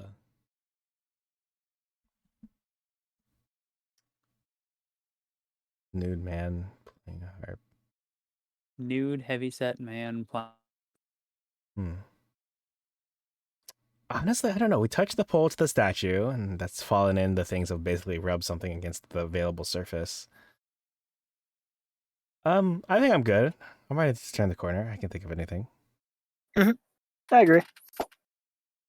Would you like a hint for things? Sure. Sure. Because this, while not necessarily being a problem, has come up a couple times for you guys. Oh. Y'all never try to inspect stuff. Yeah, you're right. It's a good idea to look closely at things. every now and then. Yeah, actually. Yeah, I was I thinking about inspect the that. mirror. I was thinking about that with like the dead ends. I was like, maybe we should inspect the rubble. Oh well. Well, you inspected the mural, and you learned interesting information about it. Yeah, that it's immune to things that we tried. Fair enough. Right. Well, I would like to investigate for 75% actual important scientific reasons the statue. Close inspection of the bas relief reveals that carved into the harp is a phrase in common. It says, "Gaze upon me with bronzed visage, and secrets shall I reveal." What was that? What was that? What? Wait, wasn't there something made of bronze? Gaze upon me with bronzed visage and Was it the secrets helmet? I will reveal. Or not the helmet, the statue head? The statue had what, from the poop room? Yeah, was that made out of bronze? No. Oh. That was made out of stone. Wait, no, the mask in one of the shelves. Oh, I think I took that mask with me. Let me check. Because I thought it was because it had a dude on it, like a bearded dude or something. Mhm. Let me check. Bronze mask of an old man with a beard. Yes. All right. Well, I guess I have to do it because you can't technically. True. Oh man, but Dolce was afraid to put on the mask because she didn't want to turn into an old man with a beard.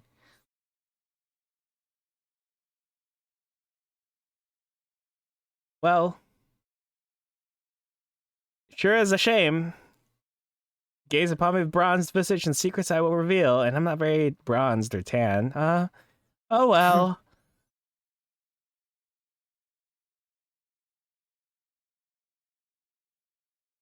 So, what are you doing here? Dolce is reluctant to put the mask on to gaze upon the statue. Mm-hmm. Very well. I mean, Well, I no one's want her making- to, but I mean, no one's making you. Yeah, you don't have to. okay. What was the exact wording again? That gate. On the statue? Gaze upon me with bronzed visage, and secrets shall I reveal. I mean, I can try looking through the mask if you hold it up. Oh. Well, I'll hold the mask up to Silly Pickles. All right, Silly Pickles will, quote unquote, wear the mask and look through its eyes at the statue. All right. Well, remember, it's not a statue; it's a carving on the back Right, wall. right, right. So you're gonna have to get into the alcove if you want. You're technically both in the alcove if you want to do that. Okay.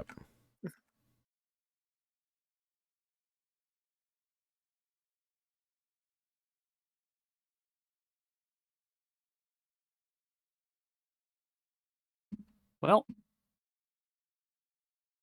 it's a little bit of a cheat, but I'll allow it. So does kind of immediately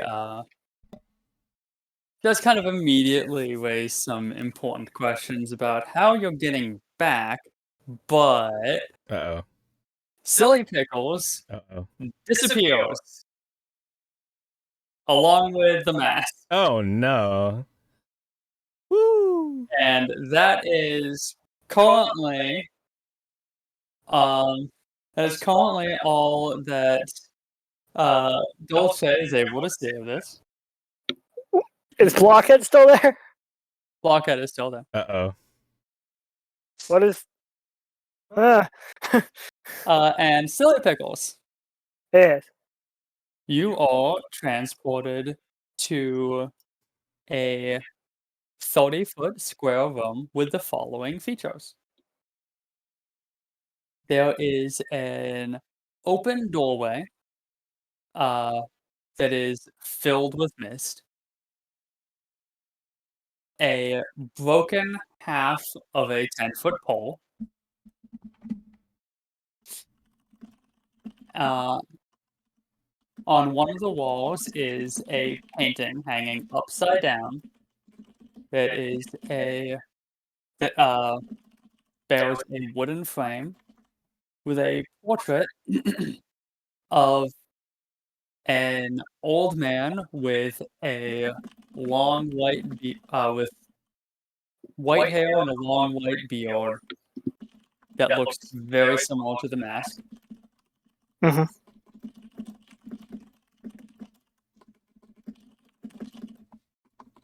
And seated in front of the painting is a high-backed oak chair with one sec.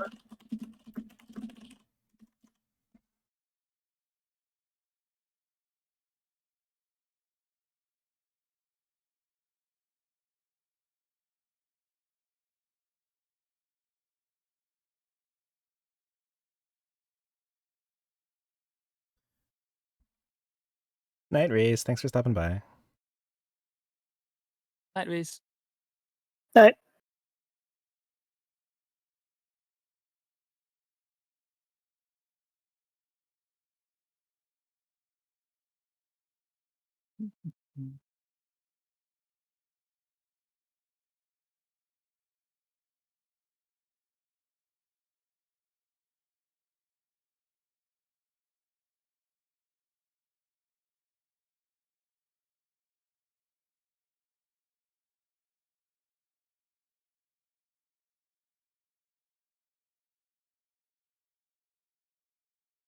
And at the wall, sitting underneath the portrait is a high-backed oak chair in which sits a seeming ice crystal of the man in the portrait. As you gaze upon it, the ice statue says, "Well, don't just stand there like a boob. Ask me 3 questions about Undermountain. 2 of my answers will be true, and 1 will be false." Oh. Wow, this is a lot of pressure I just got put on. Gotta sit back. And in front of you sits the mask. of course, because you can't fucking wear it because you would get. Oh boy.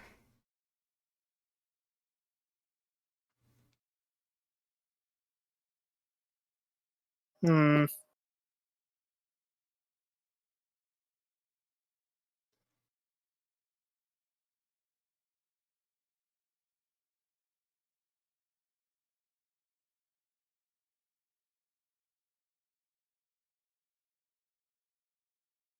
Hmm.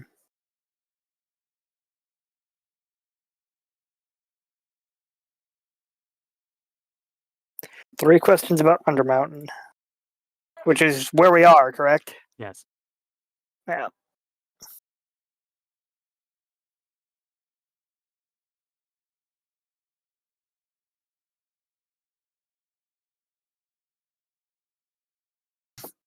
I don't know if Silly Pickles would really like think of anything like super important. She might just ask something she's curious about.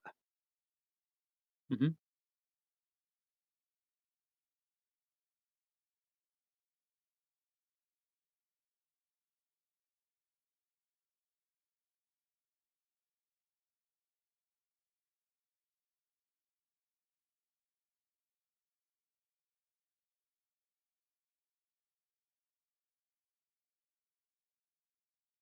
How did you get in this predicament?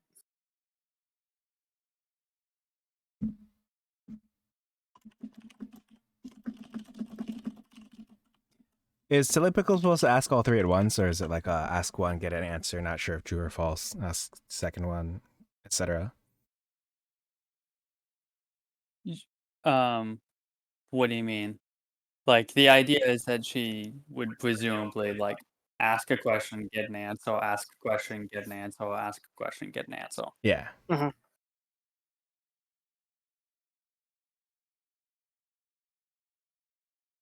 I was trapped in this room when the spell plague hit, and now I cannot leave. When the what? The spell plague. While I do not know the specifics of it, it is a long-established thing in D&D, basically years back, some aspect. Magic all over the world got fucked up.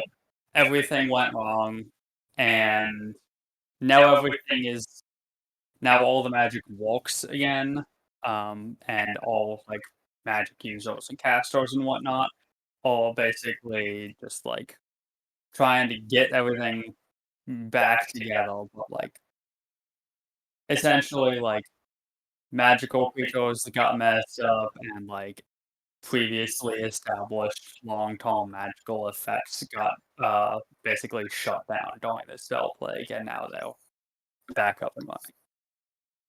It hasn't been relevant to any of the past campaigns that we've done, mainly due to the setting that they've been in, because some of the adventures that we've played just straight up predated the writing of the spell plague, but also it's more relevant to a specific setting, the one in which Waterdeep takes place. I think that one is Forgotten Realms. I'm not sure.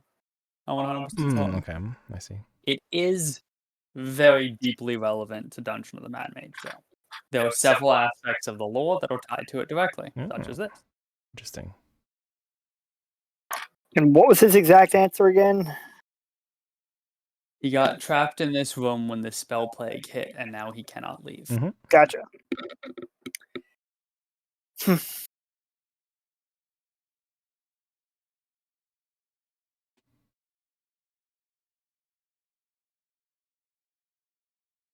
How can I get us out of here?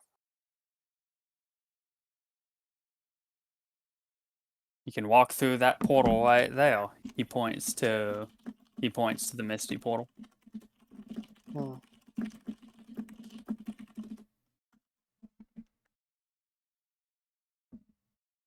She'll squint.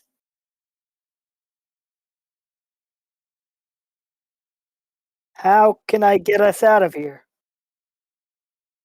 You already asked that question, fool. Okay. I thought I could trick you, but okay. To like guarantee.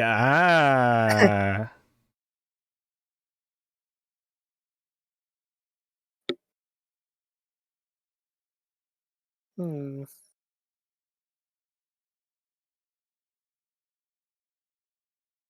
Yeah, I just thought of another way I could have guaranteed a correct answer, but oh well. Um,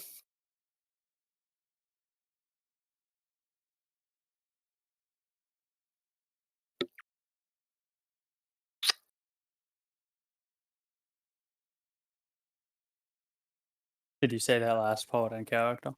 yeah, sure.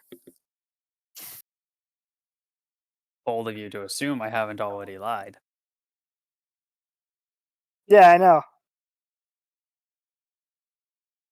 It is. Hmm.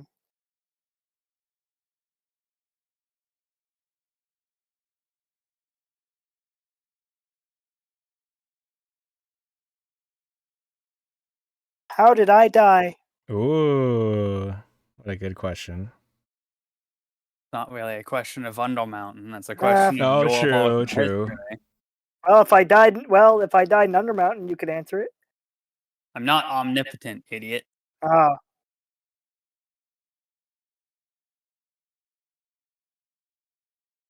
well, I guess I got that one for free. I will happily call you an idiot as many times as you wish.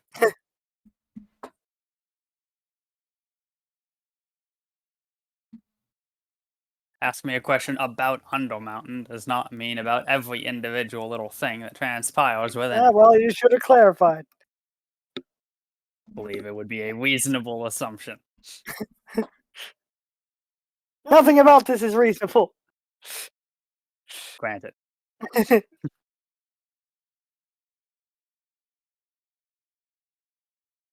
That's magic, baby. If I found a way to free you, what would you do?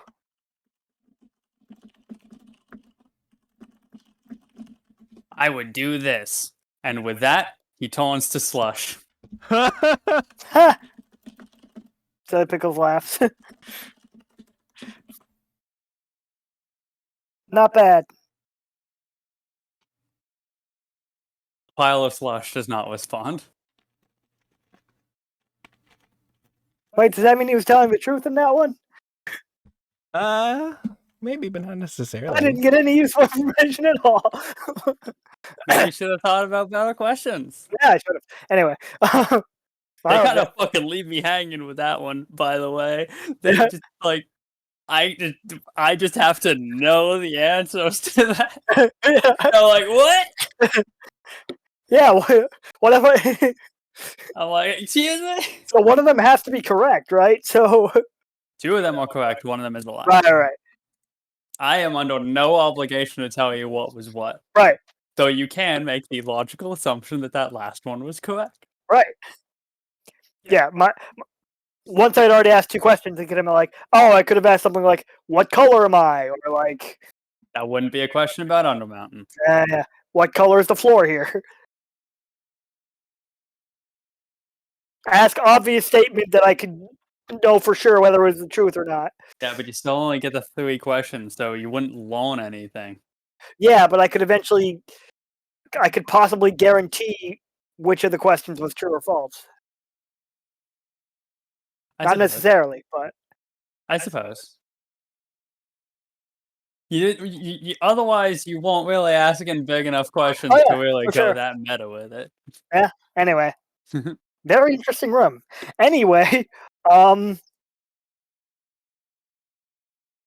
Well, so the either he was lying about the portal or he was lying about his backstory. so as a quick update to the features of the room, it is a 30-foot square room with a doorway filled with mist, an upside down portrait of an old man with white hair, with gray white hair and a matching long beard, and a high backed oak chair, currently soaking with a pile of slush, and a bronze mask of the man that looks very similar to both the formal ice statue and the upside down portrait sitting on the ground in front of you. And I'm sorry if you're interested, is the broken stick still there? Yes. Okay.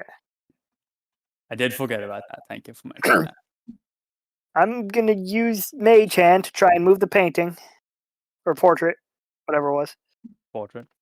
Which I guess is a painting. It's not a photograph. Look at this photograph. And I'll try and set it right side up if it's light enough for me to move. It is light enough for you to move. The problem is that the thing that is hanging on is essentially at the bottom of the portrait. Gotcha. So if you like the hinge is like at the bottom, so Mhm. you can like flip it back right side up, but then it's either just going to swing back upside down or just fall off the wall entirely. Mhm. It's not just like stuck to the wall and you just like rotate it. Gotcha. That's how gravity works.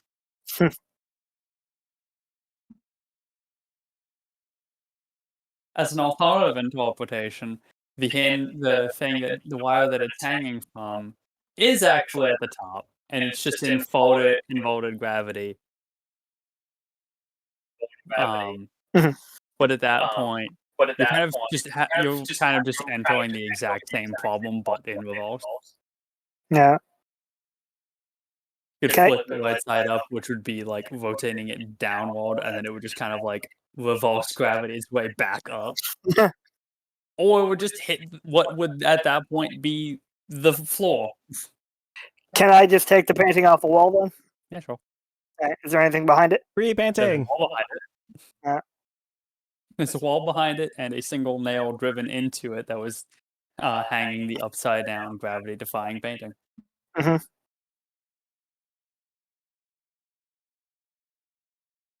I will examine the painting, right side up. An old man with gray white hair and a matching beard. No, nothing like hidden in the frame or anything. Alright. Nope, I do not believe that there is. It is a simple wooden frame. Alright. I will use Mage Hand to hold up the mask, and I will look through the mask about the room. Alright. Looks the same. Okay. All of it? Yep. Gotcha. The painting collapses to the floor as you pick up the mask. Its shadow is killing you instantly. Where was the broken half of the pole It's compared to the rest of pretty them? much exactly the same spot as you. Okay.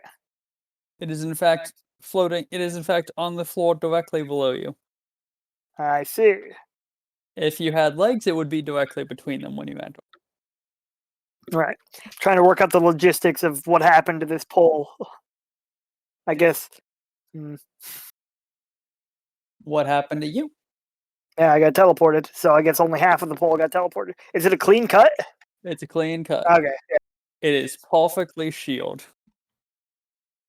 Makes sense. Fascinating.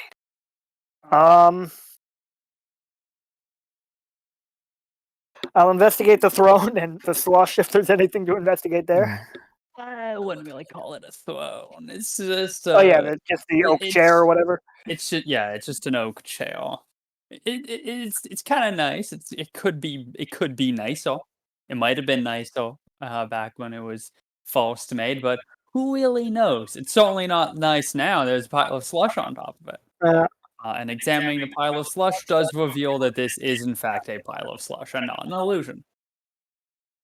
Not that you have all that much ability to tell anyway, what with the whole, like, you don't have the ability to interact with physical objects directly anyway.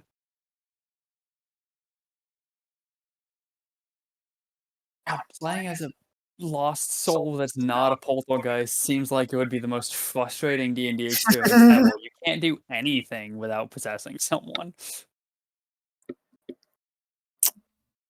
Yeah, I mean, it is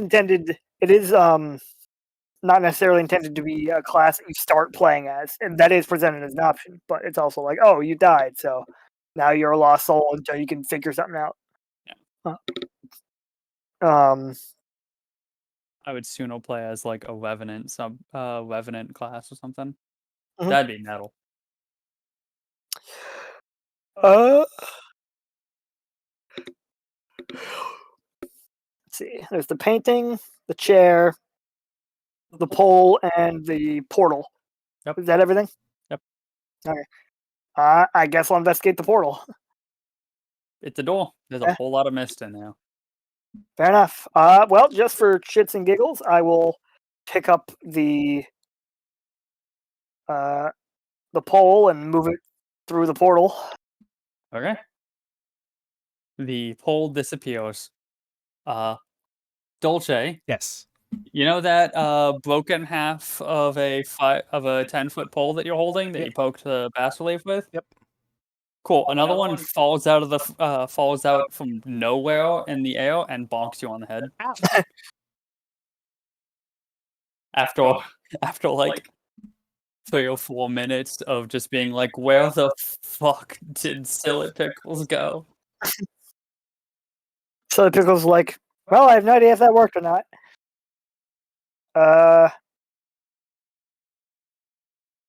She will pick up the mask and move it through the portal. Alright. Dolce, the bronze mask that you held up in front of Silly Pickles appears in the air and falls onto your head. Ah, the Then Silly mask. Pickles will Now move I through can the put portal. this on and gaze upon. Uh-oh. Oh, yeah, actually? I assume that perhaps she won't finish her thought if she sees Silly Pickle show up. No. You finish your thought. Perhaps now, if I put on this ugly-looking mask, I will end up wherever Silly Pickles ended up. Alright. What you gonna do?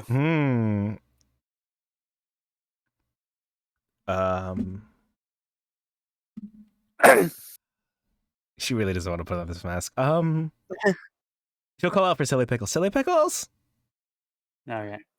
And Silly Pickles, what were you gonna do again? Go through the portal. Yeah, okay. Very shortly after you call Silly Pickles' name, Silly Pickles appears above you. Oh, it worked! You did it! You summoned Silly Pickles back from the void. Oh yeah, I should probably put you back on the map, huh?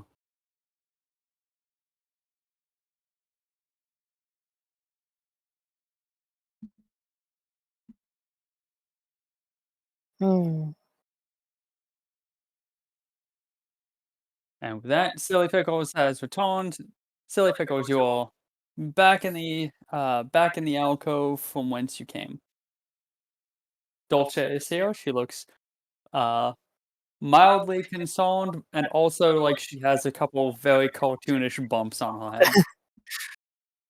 Wow, what happened to you? This other half of the pole came out. I guess you did Oh. too. And also the mask came Oh. out. You know what? I'm just Yeah. gonna move from this spot because I feel like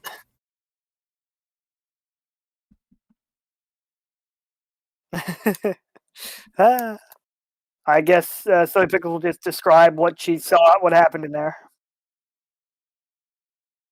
oh wait, oh wow. You asked some questions, huh? I can't even think of what I would be asking that person. Yeah, I kind of dropped the ball on that one. Made my life a lot easier. That could have gone so much worse for me. I guess he was lying about his backstory. So I didn't actually learn any useful information whatsoever. Nope.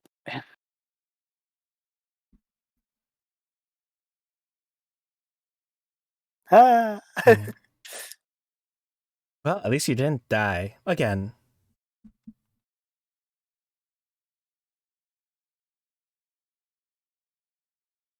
All right, around this corner then. Yep. Okay. That was a fun detour.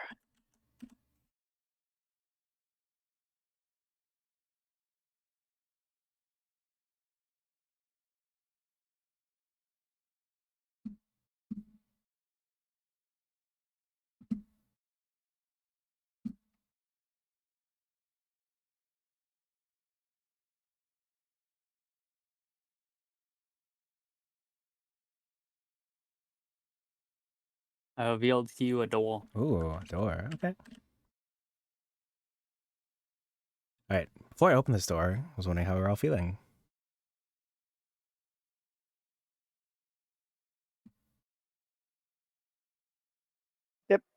No, no.